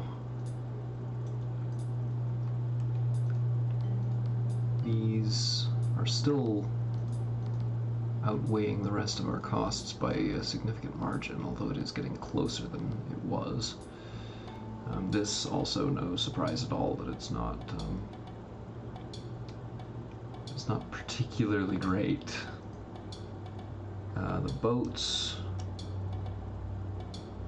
are collectively making money somehow, which means that where am I losing money?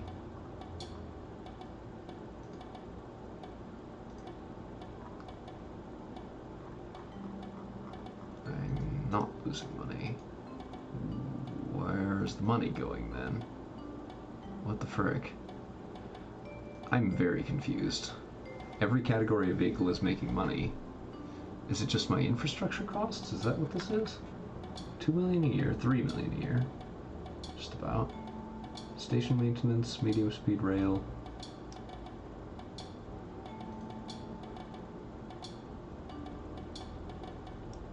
I mean...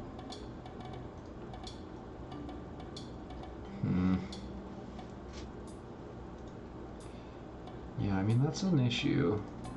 Let's let it run at least a year without really messing with it. We'll see if I continue to lose money. So if I do, I might have to decommission some of this equipment.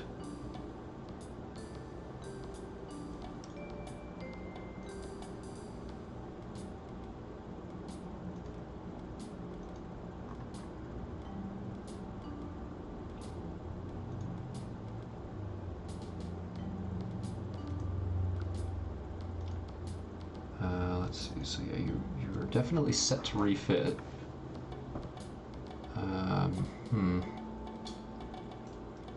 you actually doing that thing? Station takes passengers. What? Oh, geez. This has started to encroach a little bit.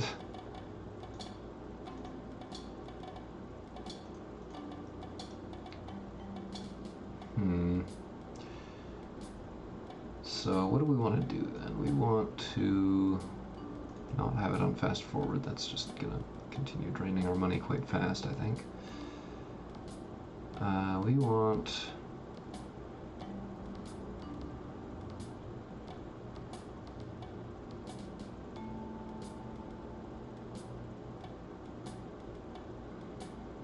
What do we want? I don't know what I want to do.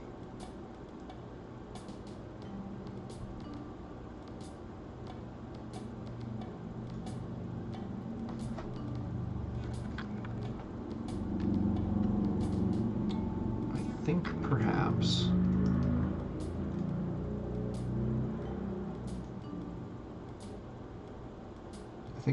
it's possible that my stream monitor cut out again.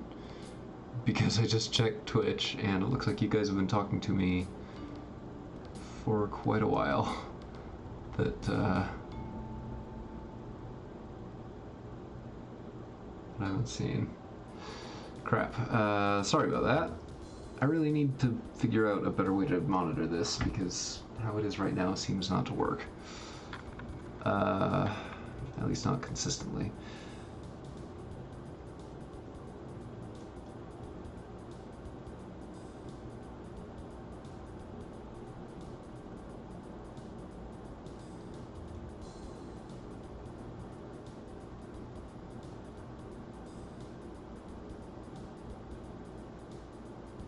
Okay, so I've sort of caught myself up with the conversation. It's a little hard to tell whether you're talking about the same things that... the things that I understand you to be talking about, but I hope very much that... that I actually know what the heck is going on right now. Yeah, so the last message that showed up in my monitor was Jesse on mentioning that he uses Resident for escape velocity, and that's literally the last thing that I was aware of until a second ago. So, sorry. Sorry, my equipment is so crappy. Where is this truck going? Oh, it's going for maintenance, okay. Just kind of, like, decided to wander off for a second there.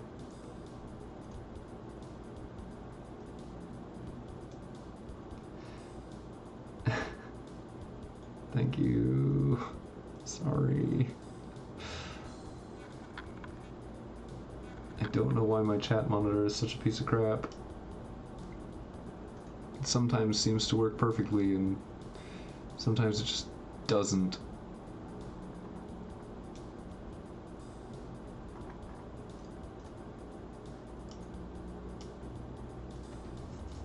I refreshed one of them. I actually...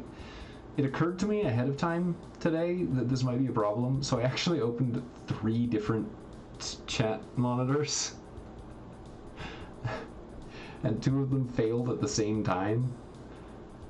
What is my life? Oh gosh.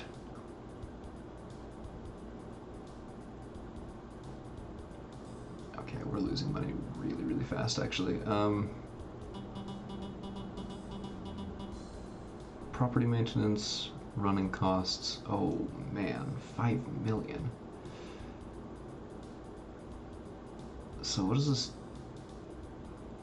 The new we're actually almost exactly breaking even, but the new vehicle cost just put us a little bit over.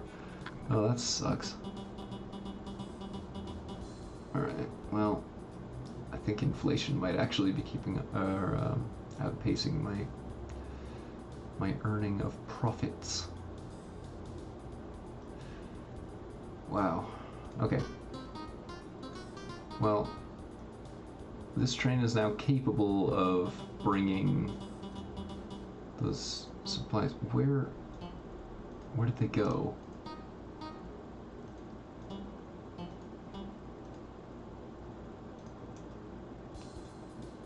What the heck? Where did... Why are you still carrying them?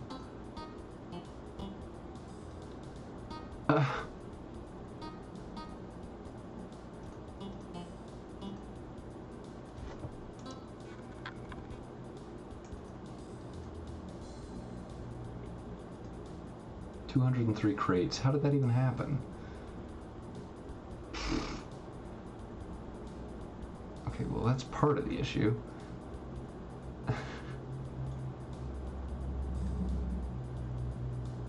Okay, so my stream monitor is crap.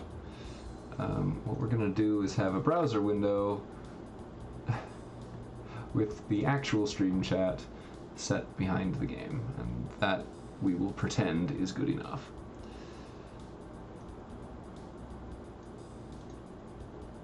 How much profit are you losing for me?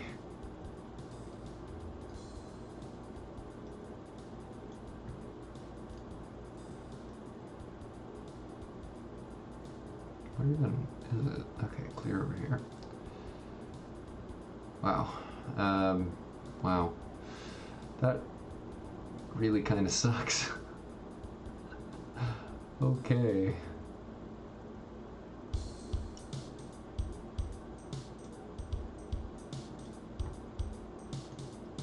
Like, I know very well the stereotypical, like, winning moves for this game, but that's really not how I wanted to play it.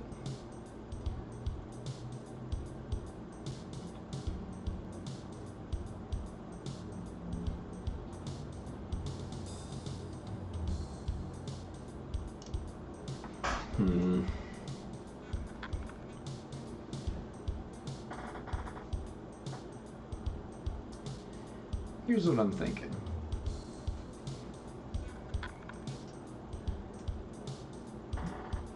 I'm thinking that we set this game aside for a bit because I really screwed the pooch with this day length thing. That has really messed up the whole way this was going to get played, and has generally made a bunch of it not quite the kind of fun that I was hoping for.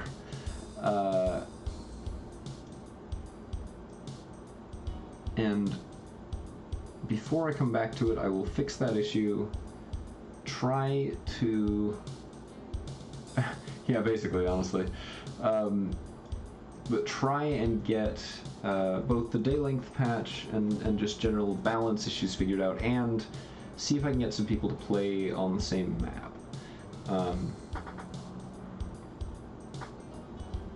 So just generally get this to be a little bit more populated.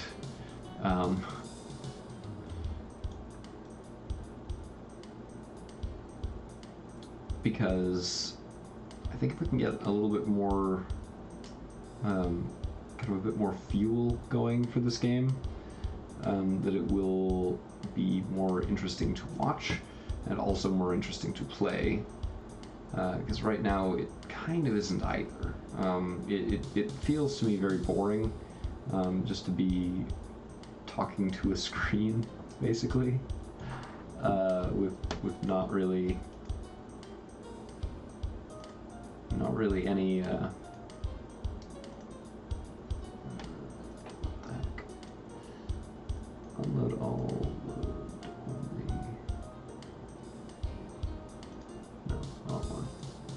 Sorry, without any real, like, payoff for it, because nothing's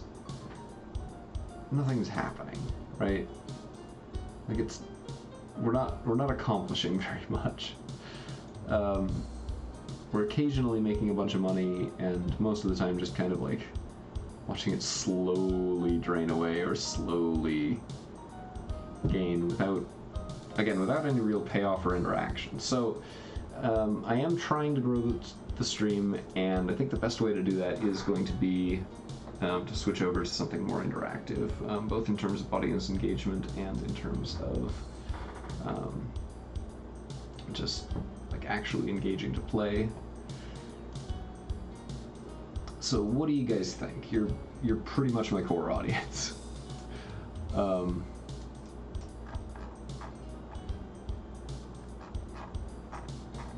So I'm gonna kind of leave it up to you whether you think that is acceptable concept.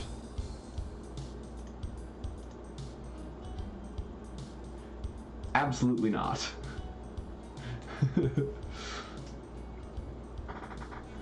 No, I'm thinking like dipping into some old Avara classics, or Avara Ambrosia classics, just the freeware stuff. Kind of play it till it gets boring. You know, see if I can wrangle Basilisk long enough to make that work. You know, maybe like attract the old Ambrosia crowd. Maybe play some Roller Coaster Tycoon. Open up a server for multiplayer, so that we kind of sidestep some of those pitfalls.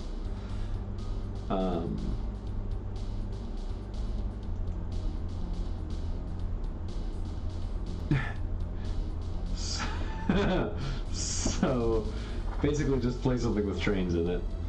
I mean, I can do that. I can make that happen. OpenRCT2. There is a multiplayer Roller Coaster Tycoon, and it's actually super cool. It's a little bit buggy just because like the netplay thing is not part of the original game, and it's under active development, so you know stuff happens. But it's pretty stable from what I've seen, and having played a little bit of it multiplayer, it works well. We didn't really run into any major issues when we played it. For the record, I do want to come back to OpenTTD. Like, I would very much like to come back to this. I just want to do it in a way that I'm actually like looking forward to doing the things that I can do instead of looking forward to stuff that I don't care about. Wait, that made no sense. No. Let me try that again. No. So instead of being in a situation where I am trying to play it just to play it, I want to actually have stuff that I'm trying to accomplish.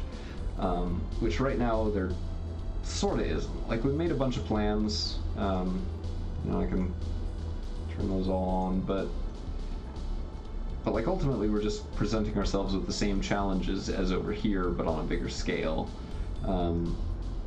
Which, you know, that feels repetitive. Which is something that I'm kind of trying to get away from in my life in general right now. So I'm thinking we steer away from that for a while until I can get something a little more interactive going. OpenRCT2 is good for that because it actually talks to the Twitch API and inserts viewers as guests. So, you know, if you would like, you could ride on Mr. Bones' wild ride.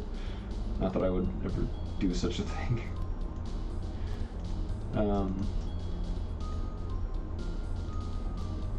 Yeah, this is just the pacing on this is absolutely all wrong. And that aspect of it is just kind of actively unfun. So I'm kind of like, let's figure out a different way of approaching this.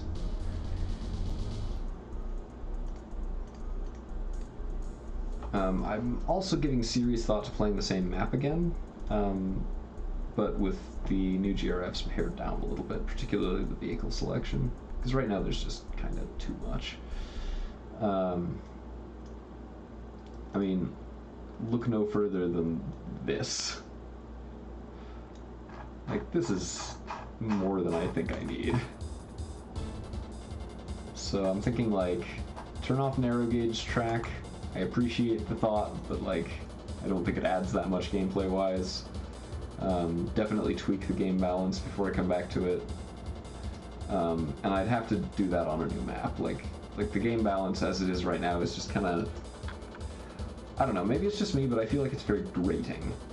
Because it's a constant, like, no, I don't care about all the road vehicles that didn't make money. No, I don't want this 1 year preview of a new vehicle. I do not care. There's too much happening. And so I'm ending up spending a lot of my time just clicking on those dialogues instead of actually, like, playing the game.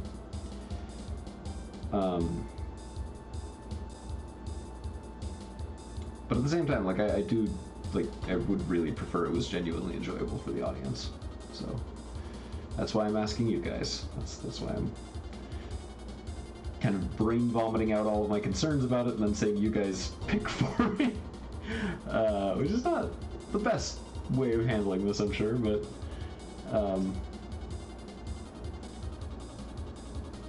it's the way that I can think of right now, and that's just about all I can bring to bear, I'm afraid.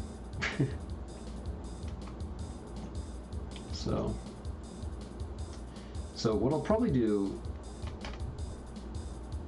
ASW, what is, oh, Ember, yeah, okay, so I think tomorrow, you know what, let's do this. Tomorrow, I'll play some old Ambrosia games, if I can coerce them to work.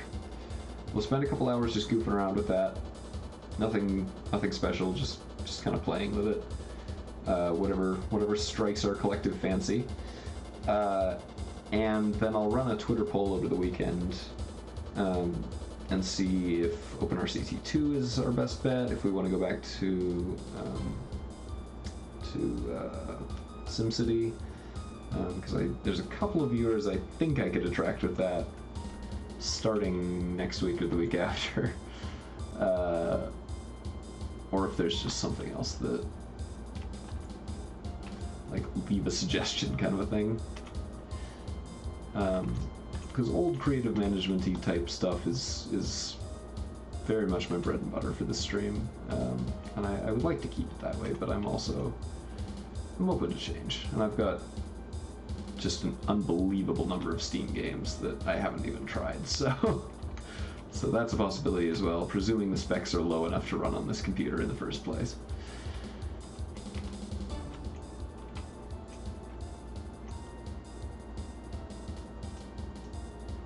So let's see, if you guys are willing to bear with me, then I'm going to mess around with some of the settings a little bit and see if I can figure out where we want the game balance for next time that we come back to this.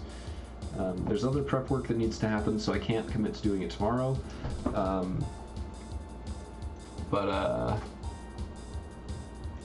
Oh, another problem with this is this map is just far too big for one player. So I would need to make a new map. And the last time that I went into that, I did obsess a little bit, so that's something that we can poke at today if you guys want to watch me fuss with it. And for goodness sake, that music is driving me crazy. Alright, so we're going to save the game, and then we're going to start tinkering with it in real time. So bear with me. I know this isn't probably the most engaging thing ever, but we're gonna see what we can find as far as making this work any better.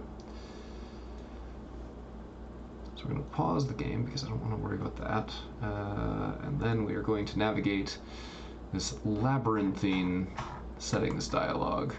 There's a lot of stuff you can tweak, like really a lot. This is a cool feature of this this patch pack, is infrastructure sharing.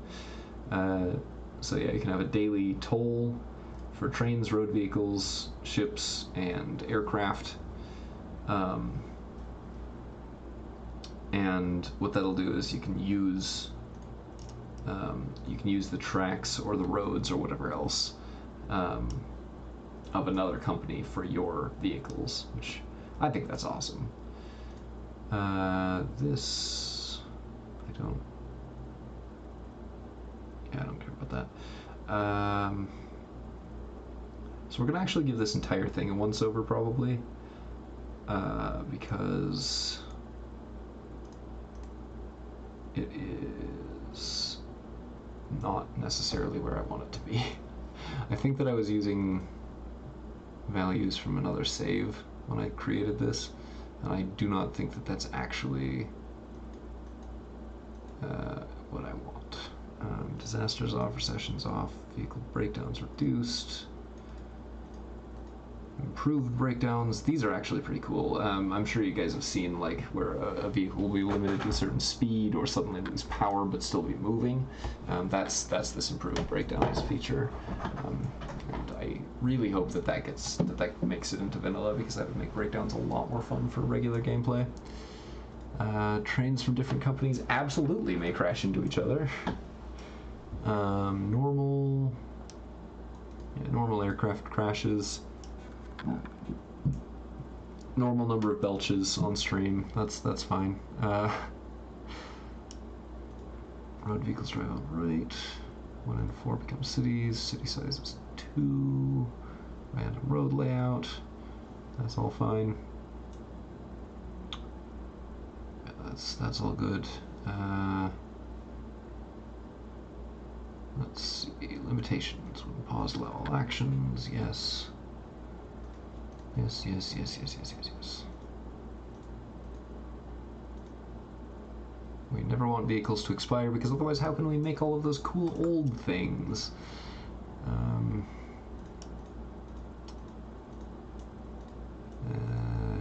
We do want electric rails. We do want joining stations that are not directly adjacent. Up to 64 tiles away. Because I like to cheat. Programmable signal changes. I don't even slightly understand how those work. All new GRF objects. Under bridges, no. Stations under bridges, yes. We do want that.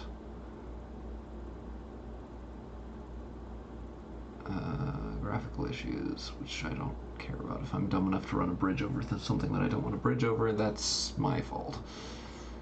Okay, so that's limitations done.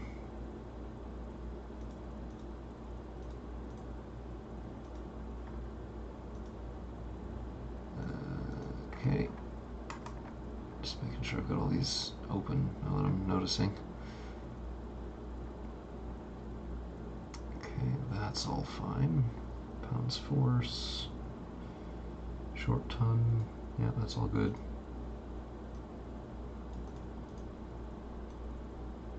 $128. Zoom out. No, we're not gonna do that. This is fine. That's fine. That's fine. No or simple. Goodness.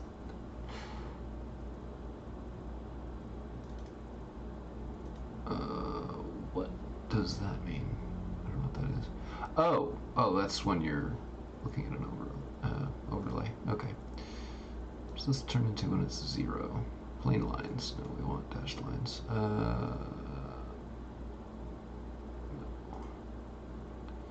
Oh, that's why nothing was making noise. You know what? Let's drive me crazy for a second.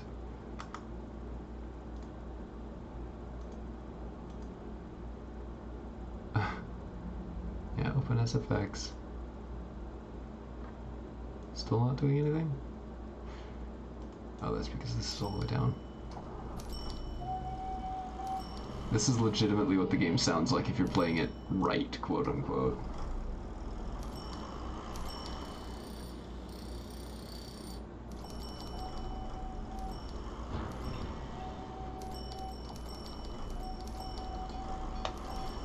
Thrilling.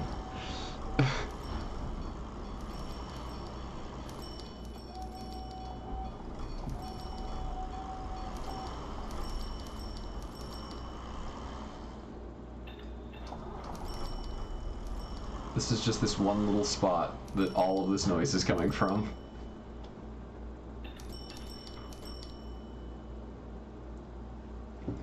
And if we had it, you know what, let's...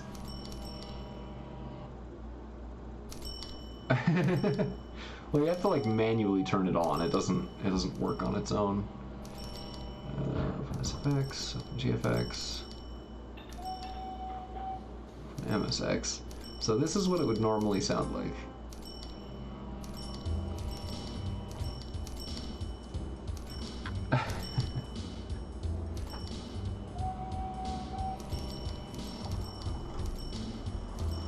This would absolutely drive me up the wall to listen to this for any length of time.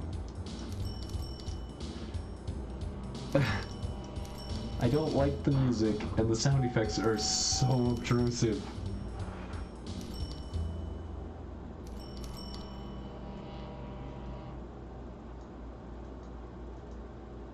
Okay, I wonder if we can change... No, we can't do that. We have to change that from outside of the game.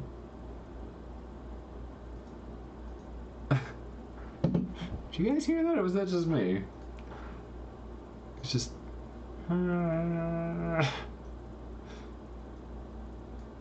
Alright, back to the crazy long settings thing. We did limitations, so we were on vehicles.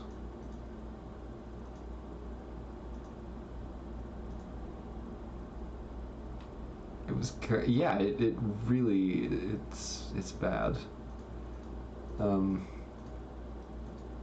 Like when the ambient noise makes sense, so like Roller Coaster Tycoon's ambient noise is still pretty intrusive, really, but like it's not that offensive, and it's not like it actually properly follows the camera. So like if you zoom in on a certain ride, you can hear it running, you can hear people reacting to it. So like there's actually information being provided that matters. There's still just a lot of noise, but like in that environment, it kind of, I don't know, it may not make any more or less sense, but I don't hate it. Here, oh boy, this is rough.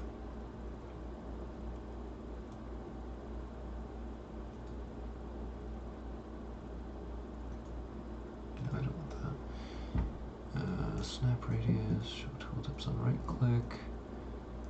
These are all okay.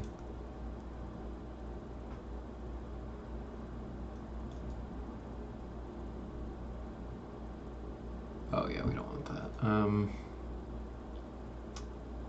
Most of the non-game specific settings are fine.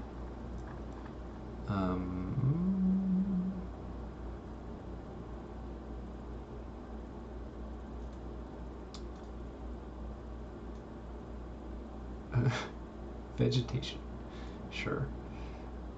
What does this do? Sure. I've literally never used that control once. Scrolling viewport, blend plus contour. Ooh. Those are all fine.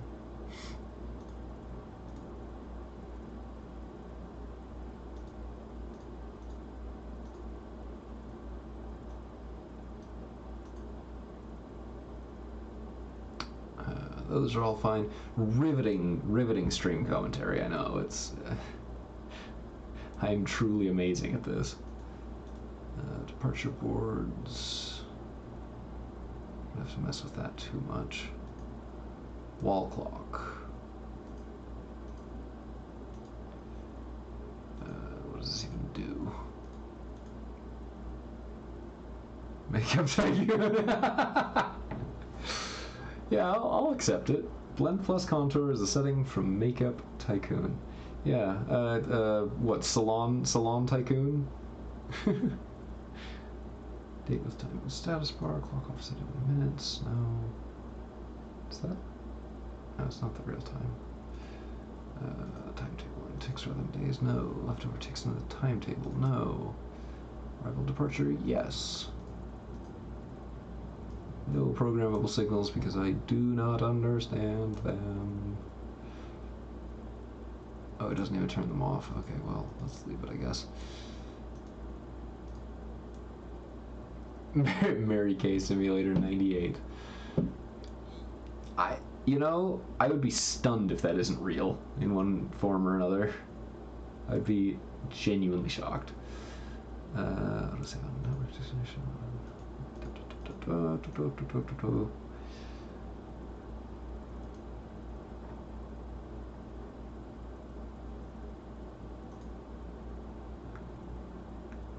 Depot and sell. Oh, that's useless. Or that's useless. Useful. Highly useful. I want it. Signals. Advanced modes. Oof. That's, oh my gosh. That that looks terrible.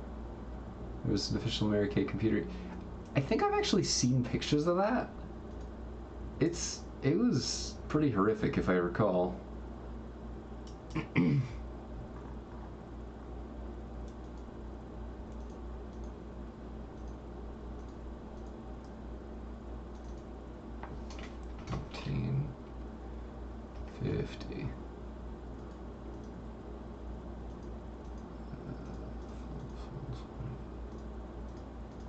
This is all fine.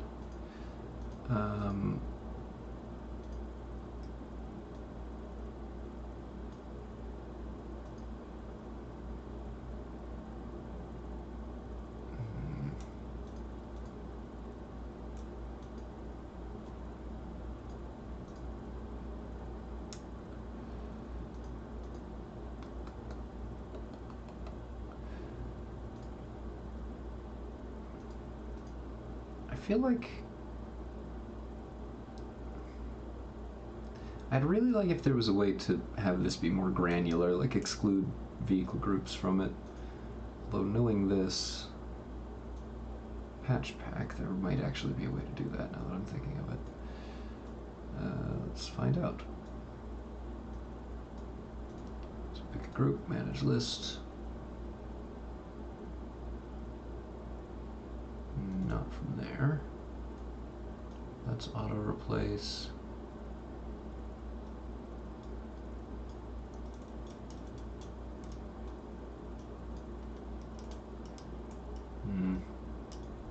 Crap, yeah. Doesn't look like it wants to work that way. Well, in that case, I will turn it off because I have a lot of unprofitable vehicles at any given time. Probably going to make mistakes about that later.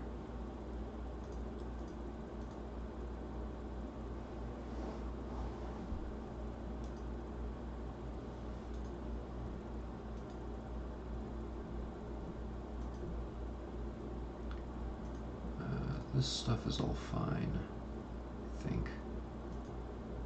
Arrival of first vehicle at a player's station, yes. Competitor station off. You know, I don't... These are weird, some of them. And I feel like if I'm not paying super close attention, I'm going to change something and lose information about something very important.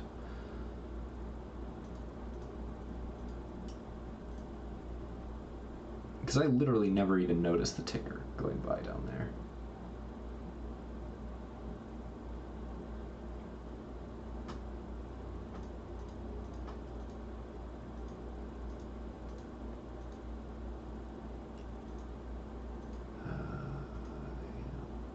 These are okay.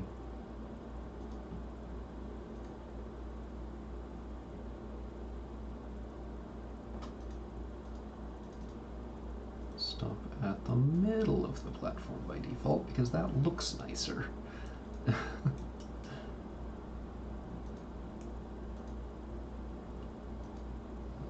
Maintenance intervals in percent.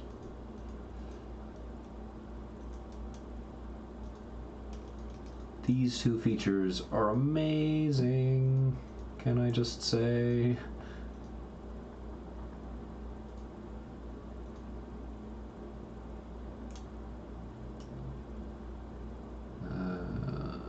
Vehicle separation factor, rounding, smoothness.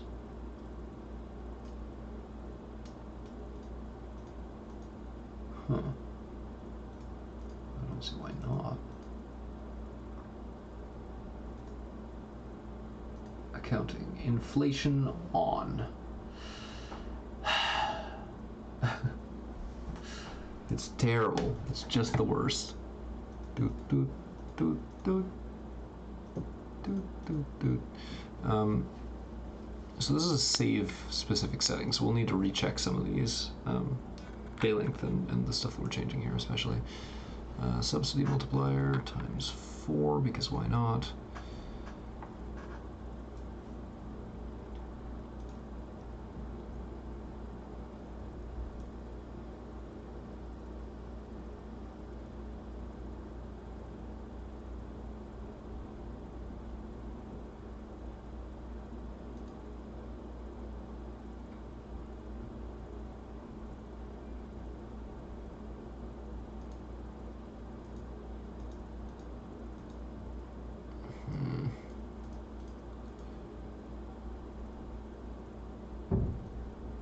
I'm not sure how to change this. Maybe you can't do it once the game starts. That would really suck. Ships avoid collisions, plane speed factor. Full speed, because planes are really fast. Realistic, those should all be okay.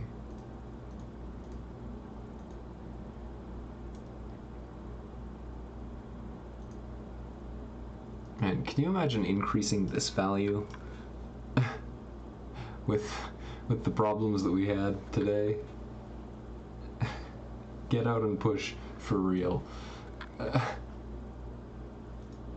3%? Great!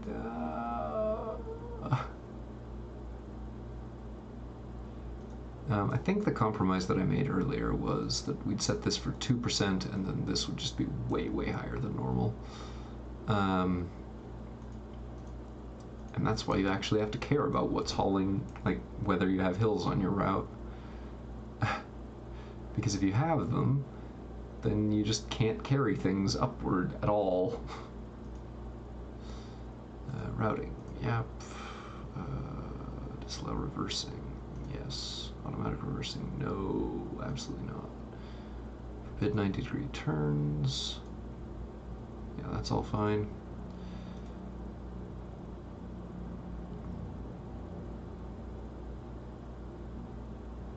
Wait, you can do that?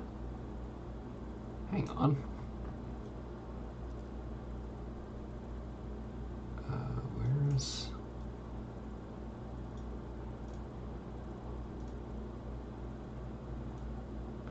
Gotta check this out. Hang on a second.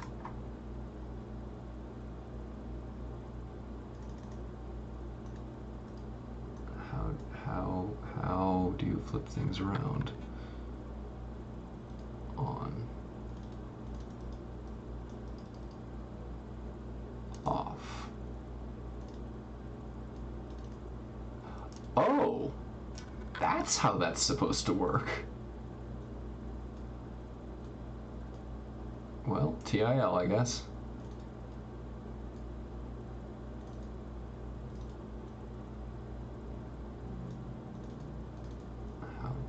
How do you do this? How do you turn them around? Is that a keyboard shortcut? How does this work?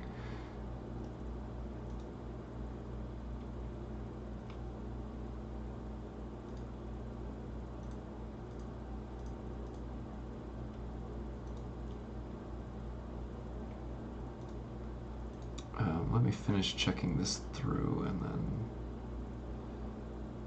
that should all be okay. Game script settings, zoning, keyboard shortcuts. Where are the keyboard shortcuts? I literally have no idea where the controls are hidden. Crap.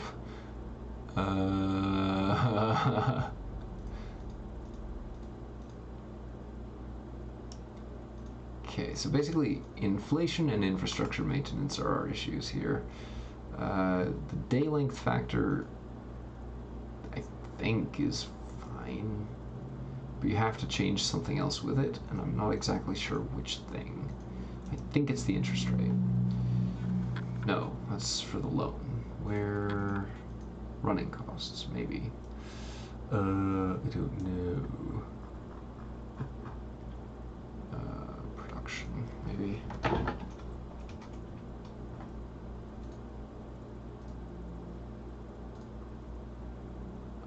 Cargo generation. Yeah, I think... well, this was part of it. I know this is part of the problem.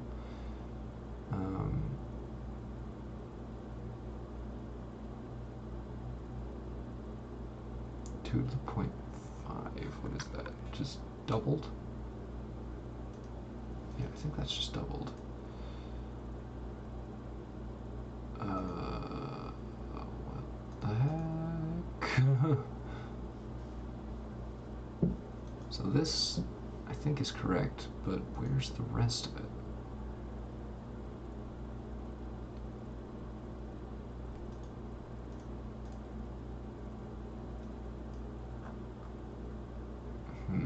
Yeah, I think we might not be able to do this from inside of the... Oh, here we go. Wait, maybe. Nope.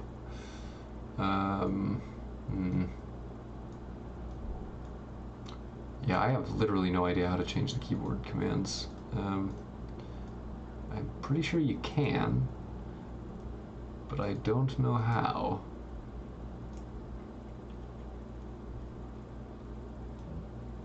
By the way, I won't be even slightly offended if you guys quit the stream, because like I'm not really doing anything right now that you have any need to care about.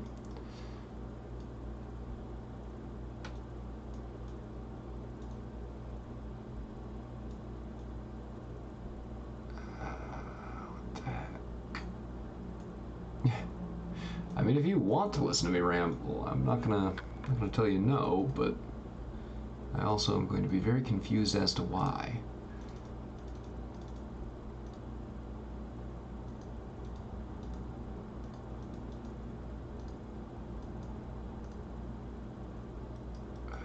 How do I turn these around? It said that I can. Oh, I don't get it.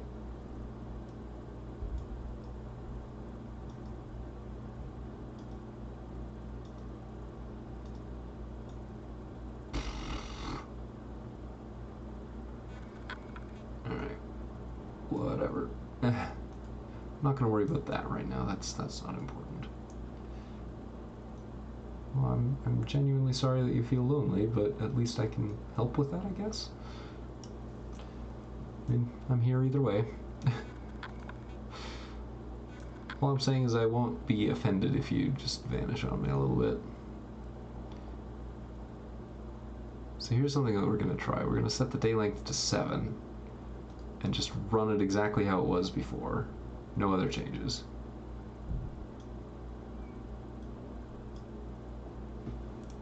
And just see what happens to our different services.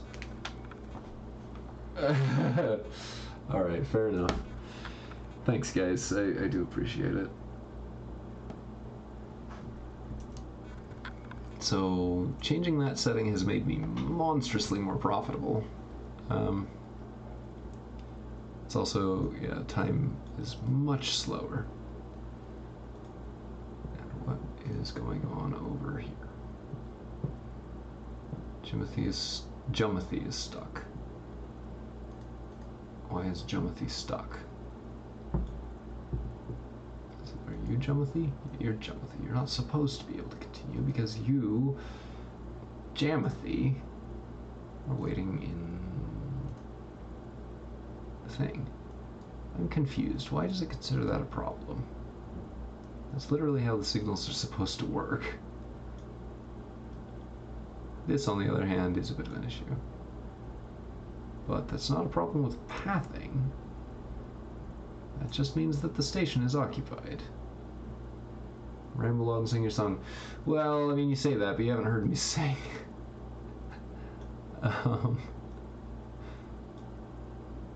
So from the look of things...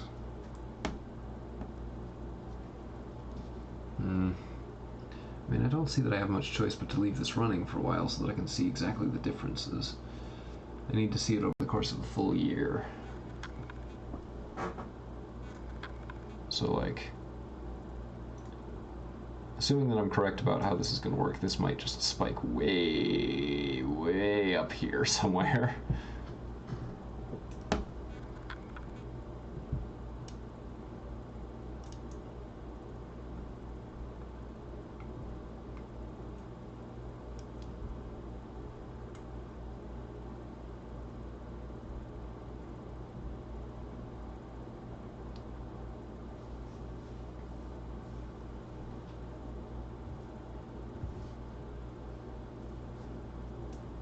Well, at least we can watch this crane animate every now and then. Oh boy. Yeah, so this is going much, much more slowly than it normally would. Yeah, I think that's what it was. It was that, oh wow. Yeah, this is excessive.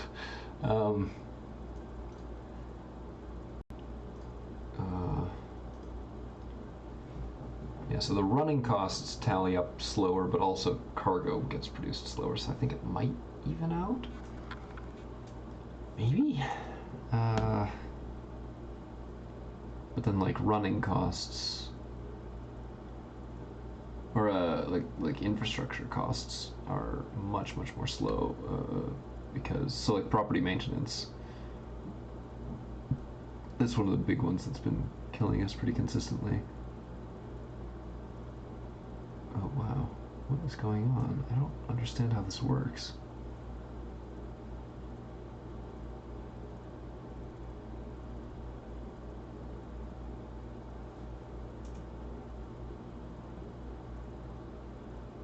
I mean, basically it just seems to make the numbers for each year just bigger. Like, we're not actually making that much money this year compared to last year, or compared to the actual amount of time played. But it's changed the way that the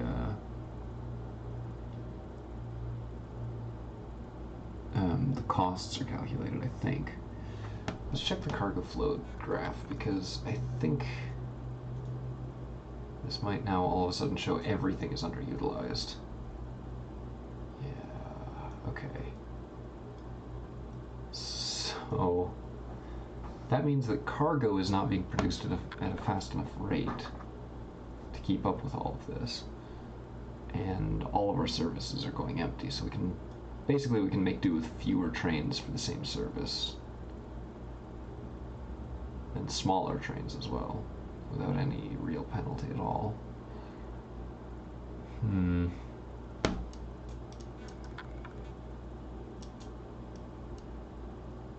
So I mean, like this, the Lisa Frank service last year, it made 170,126 for Lisa Frank 12 specifically, but this year it's already made 352,000,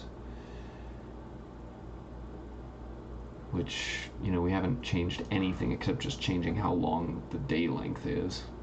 So it seems a little unfair, but also, like, the original problem all along was that, like, we just don't know, like, the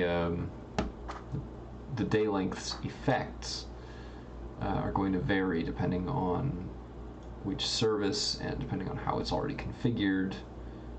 So these stations, you know, every time that anything appears here, they're just getting immediately whisked away, which is a good thing, but also, like, I didn't earn that. Like, my service was intended to cope with something very different, and this is just kind of a side effect.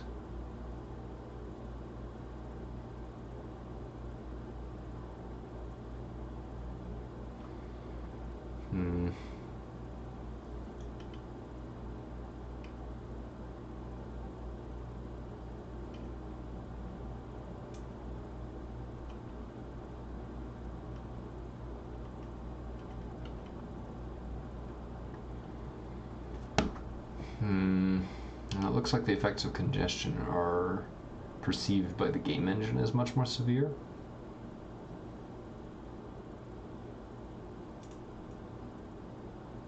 Huh. New vehicles. Why is it giving me costs for new vehicles when I'm not buying any new vehicles?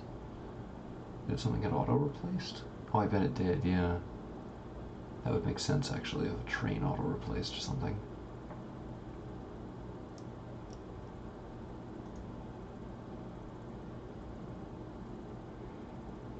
So what if, then... Let's check on our production industries, our original producers. So, for example, the bauxite mine that we're working with, that's per month. So doing this actually devalues trains up to a certain point, at least.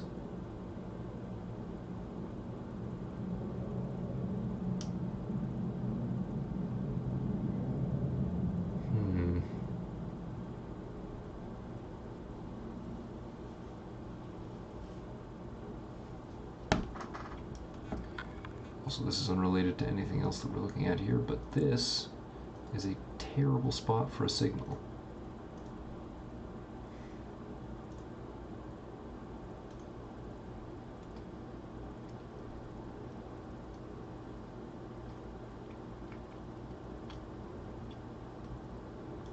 Yeah, so now that we've changed this, we've got trucks just everywhere waiting to use these facilities.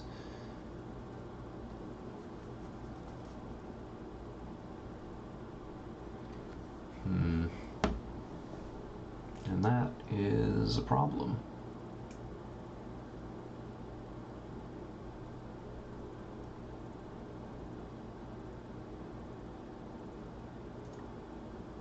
So if we look at Jamathi's running costs,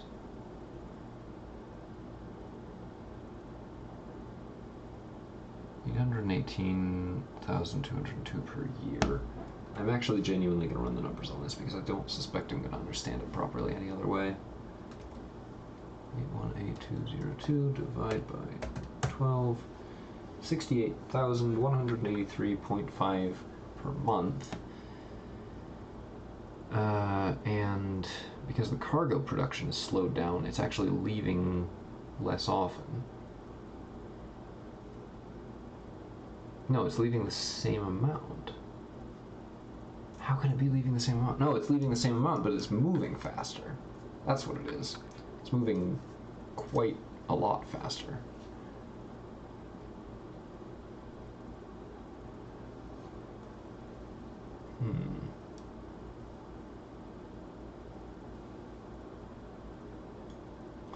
Oh, look. Glitches. Neat. Clipping.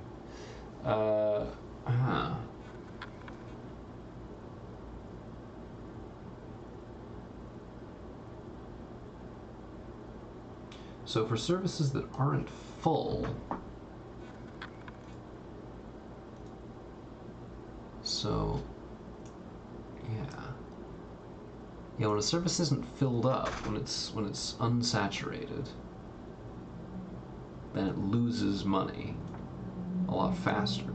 But if it is saturated, then it gains money faster because it's traveling faster. There's less cargo decay.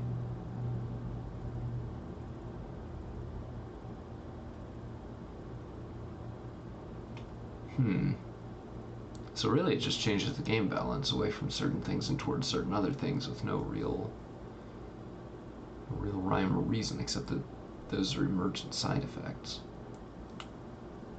It's very odd. Okay.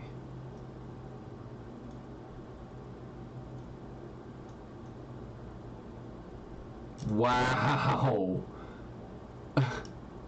Look at that, holy crap. My income has dramatically increased.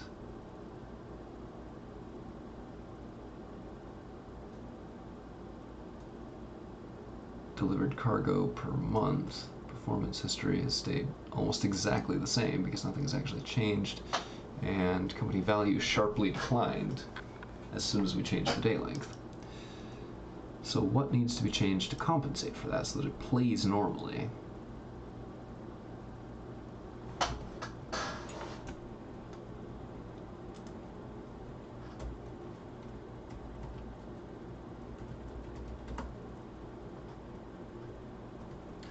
I'm actually going to check this because I don't know what the heck I'm doing.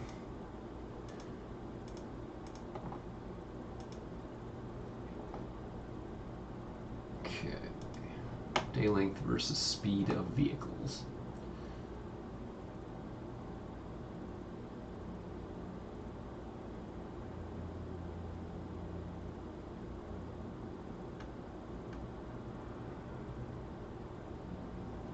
Okay. So there's a couple of issues. A couple of solutions to this issue. One is to change the actual train speed, or vehicle speed, to match the changed day length, so that everything still remains in scale with itself.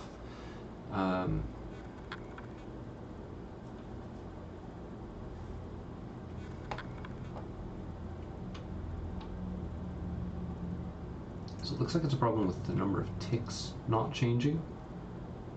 Hmm.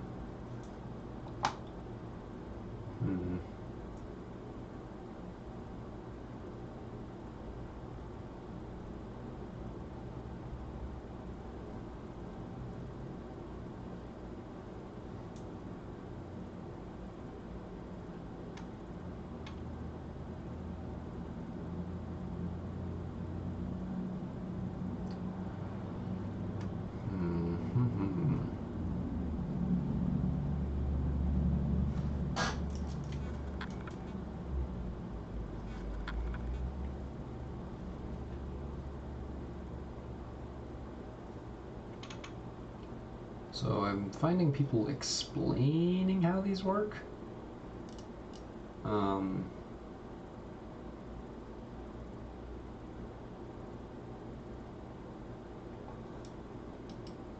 But not really any suggestions for how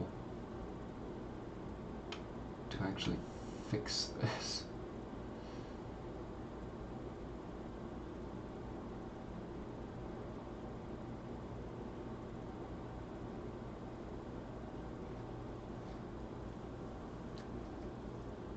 And I am, of course, still letting this run because I want to see what it does over the course of multiple years, even though that's going to take a very long time. The Concorde, 1,400 miles an hour, 100 passengers, 1,024 tiles before it has to set down. And it costs $5 million. Woo!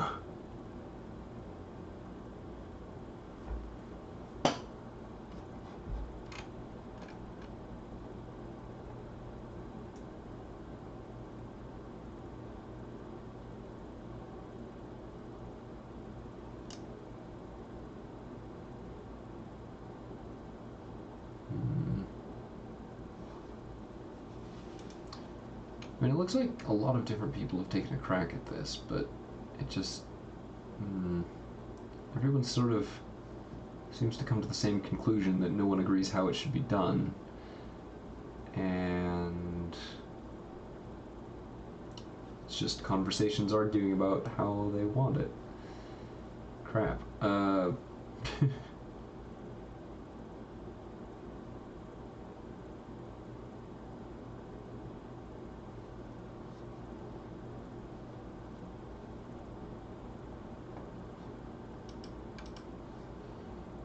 Day length patch.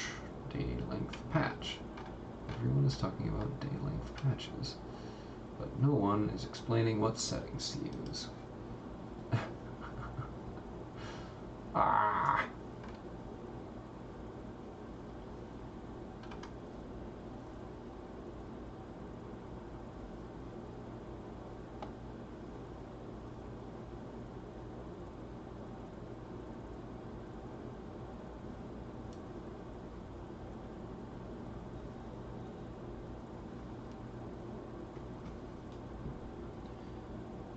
Everything is just in a complete financial free fall, which is kind of okay, honestly. Alright, so where is the money actually coming out of? So we're losing 4,000 on running costs. So if we were to, for example, the trains are paying for themselves, the road vehicles aren't, and the ships very aren't. So part of it is that the inflation thing is still on.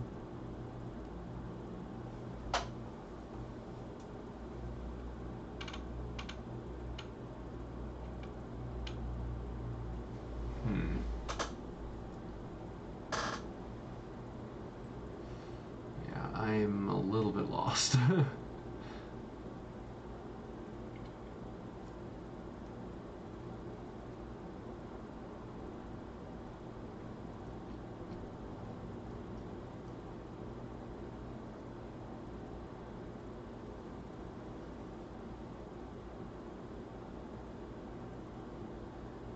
Okay, so it's a production thing mostly. makes more real time, available more runs during longer years, running costs scale up, infrastructure upkeep is unchanged, which, yeah, that is correct actually, infrastructure upkeep is the same. Station rating is more stable, which is good.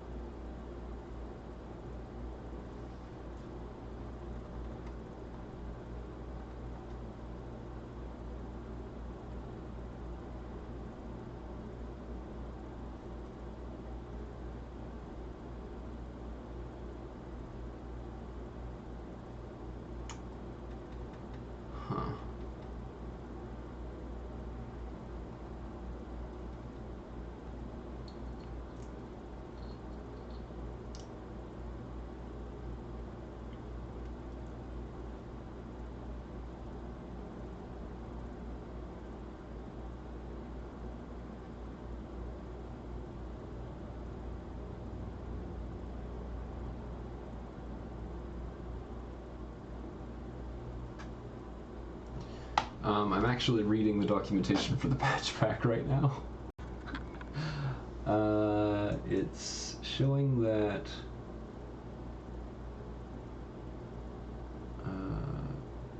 running costs are higher, vehicle handling, or cargo handling is faster than it should be, cargo aging is faster than it should be. Like, a lot faster.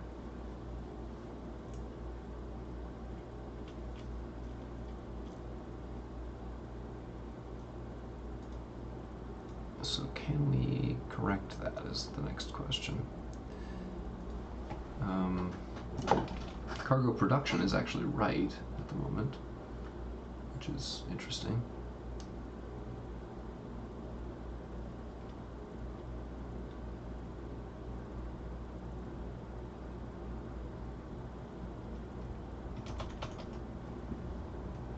Cargo.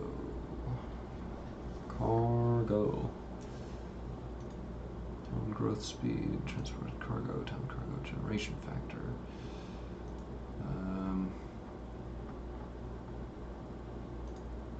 Distribution graphs, no. Tolerance to wait time depends on the cargo class.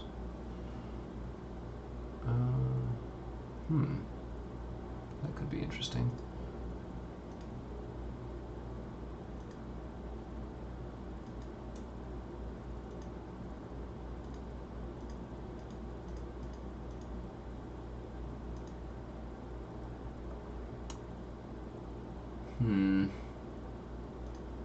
Looks like we may not be able to affect this.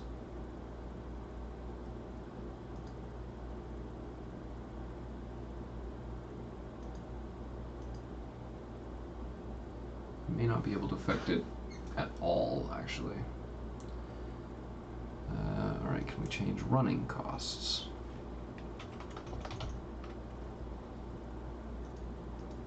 No. They already thinks that those are low. Okay.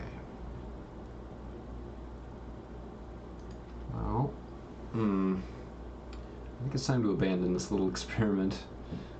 We've got to save from before I made any changes. So let's check the settings from the main menu, because I think that's where we're going to need to mess with this.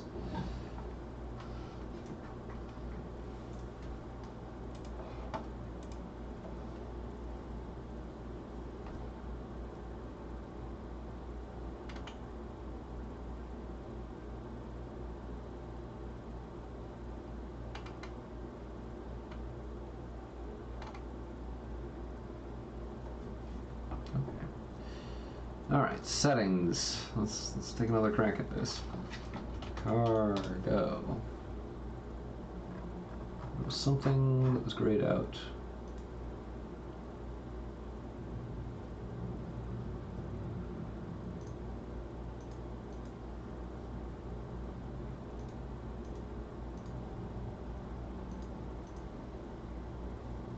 Station rating tolerance, waiting time depends on current requests. Yes.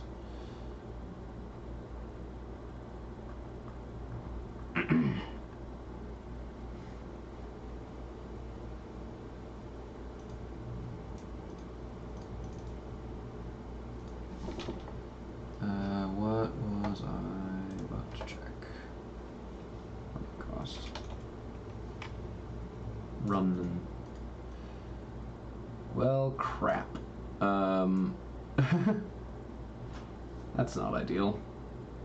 It's already at the lowest value. Game settings only.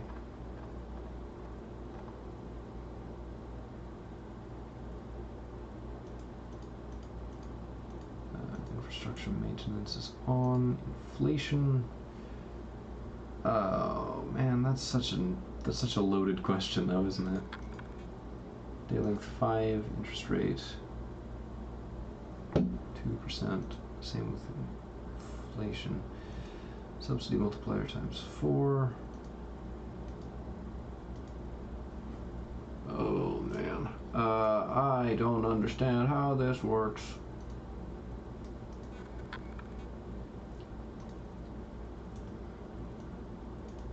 And these are already as low as they go. I'm trying to remember if we changed anything else in here, because I don't remember.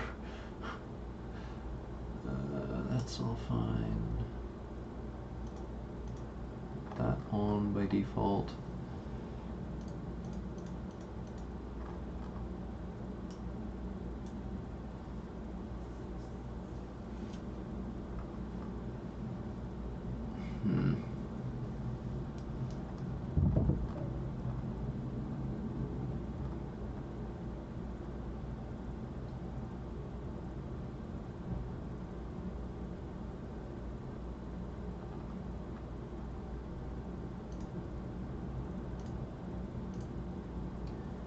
Just turn those on, I guess.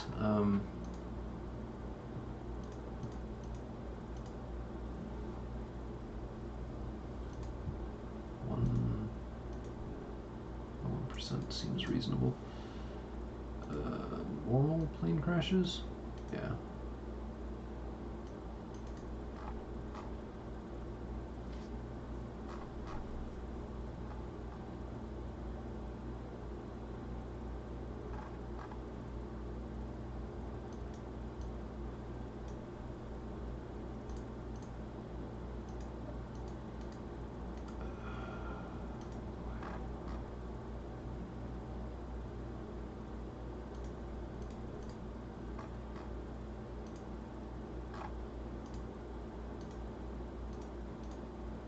Sorry, I don't even really know what settings I'm looking for at the moment.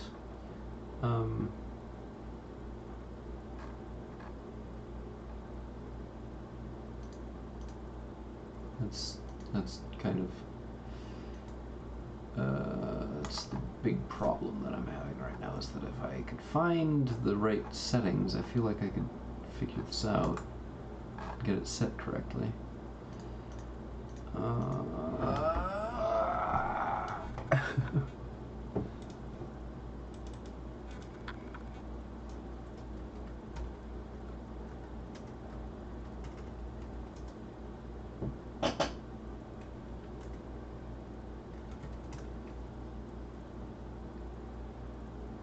Okay.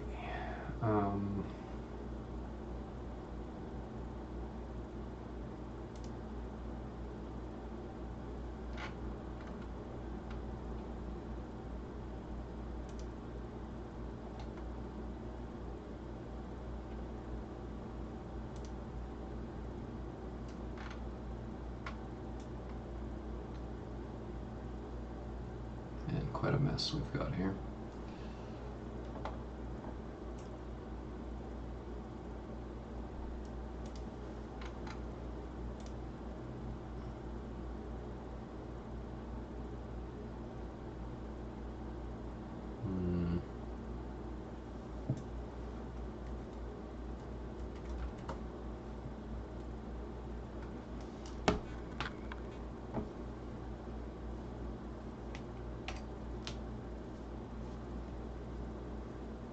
reduce cargo production to increase difficulty.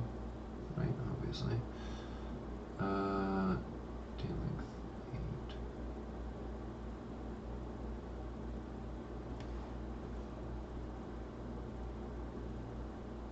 Cost revenue setting. Yeah, you know what? Let's check cost and revenue. Cost. Nope.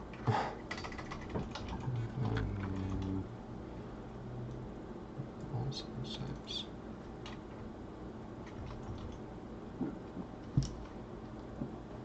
Yeah, I mean, honestly, it just seems like turning this off is kind of the way to go.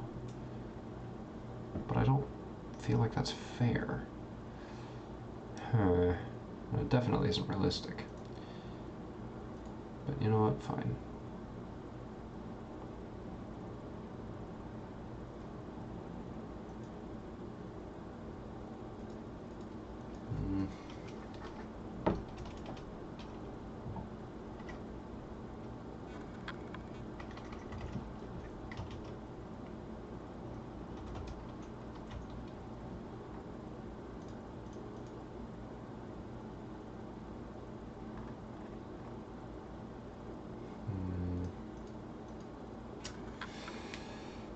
Boy, oh boy.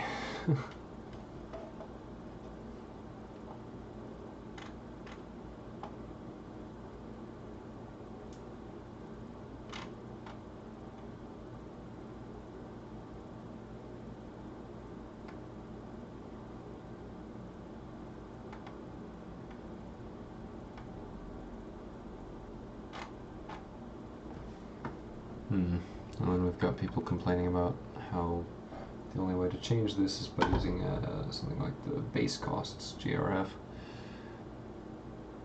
which I don't even slightly understand how to work with. While we're at it, let's find out where those British trains were coming from, because they don't belong here.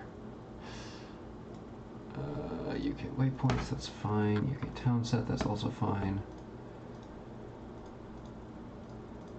North American stuff, that's all correct. There you are.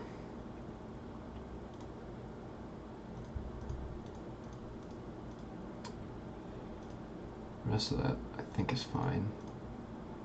Hello.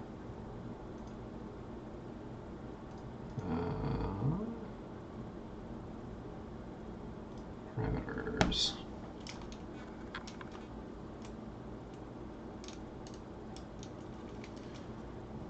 Level crossing style, normal, yes. Third rail is good. Narrow gauge or combined maglev monorail, yes. Oh, you can change all of this in detail. Wow. I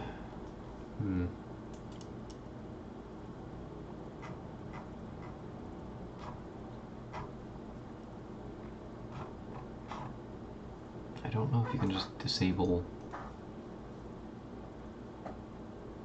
narrow gauge, though.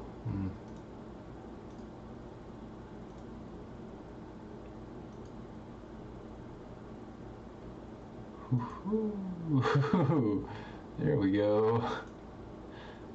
That's the one that just makes it all work.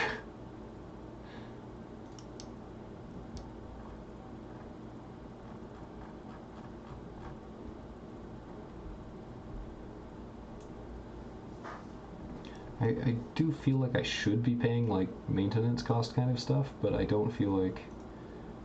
I feel like it just breaks when combined with the day length thing.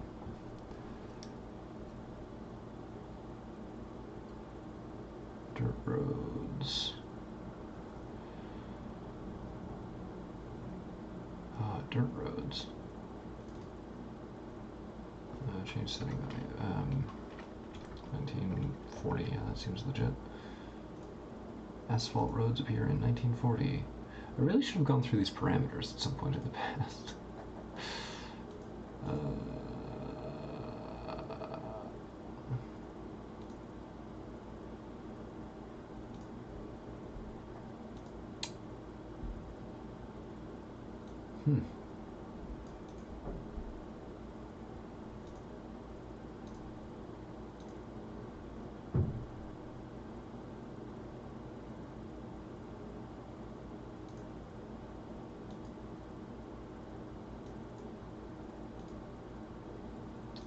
looks like there's actually some pretty cool stuff in here.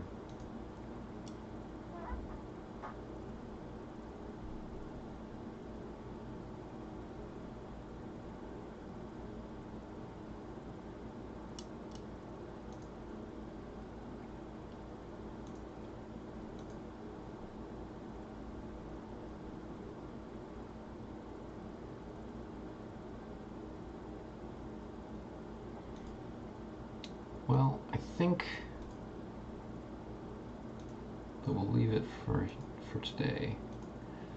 I'm going to go through these on my own time because I think that this is too boring and to force anybody to listen to. Particularly since these are good options. Ship speed, like watching paint dry, ideal, or cheating. Good grief. So yeah, I'm gonna basically just be going through these settings. It's gonna be pretty mindless, so I'm not gonna make you guys sit through it, and I'm also not gonna be saying much. So, like, if you want to listen to me, that's fine. You know, that's why I haven't been weird about you sticking around up to this point.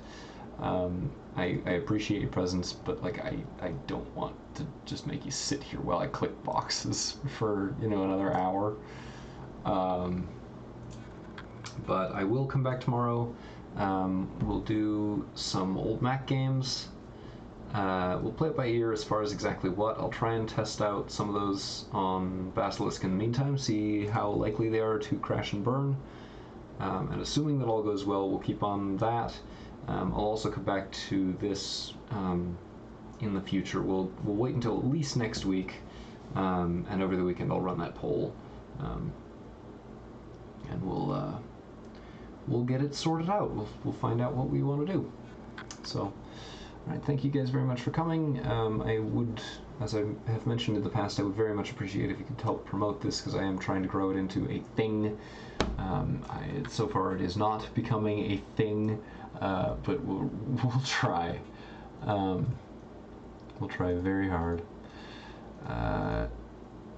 So, in the meantime, have a great night.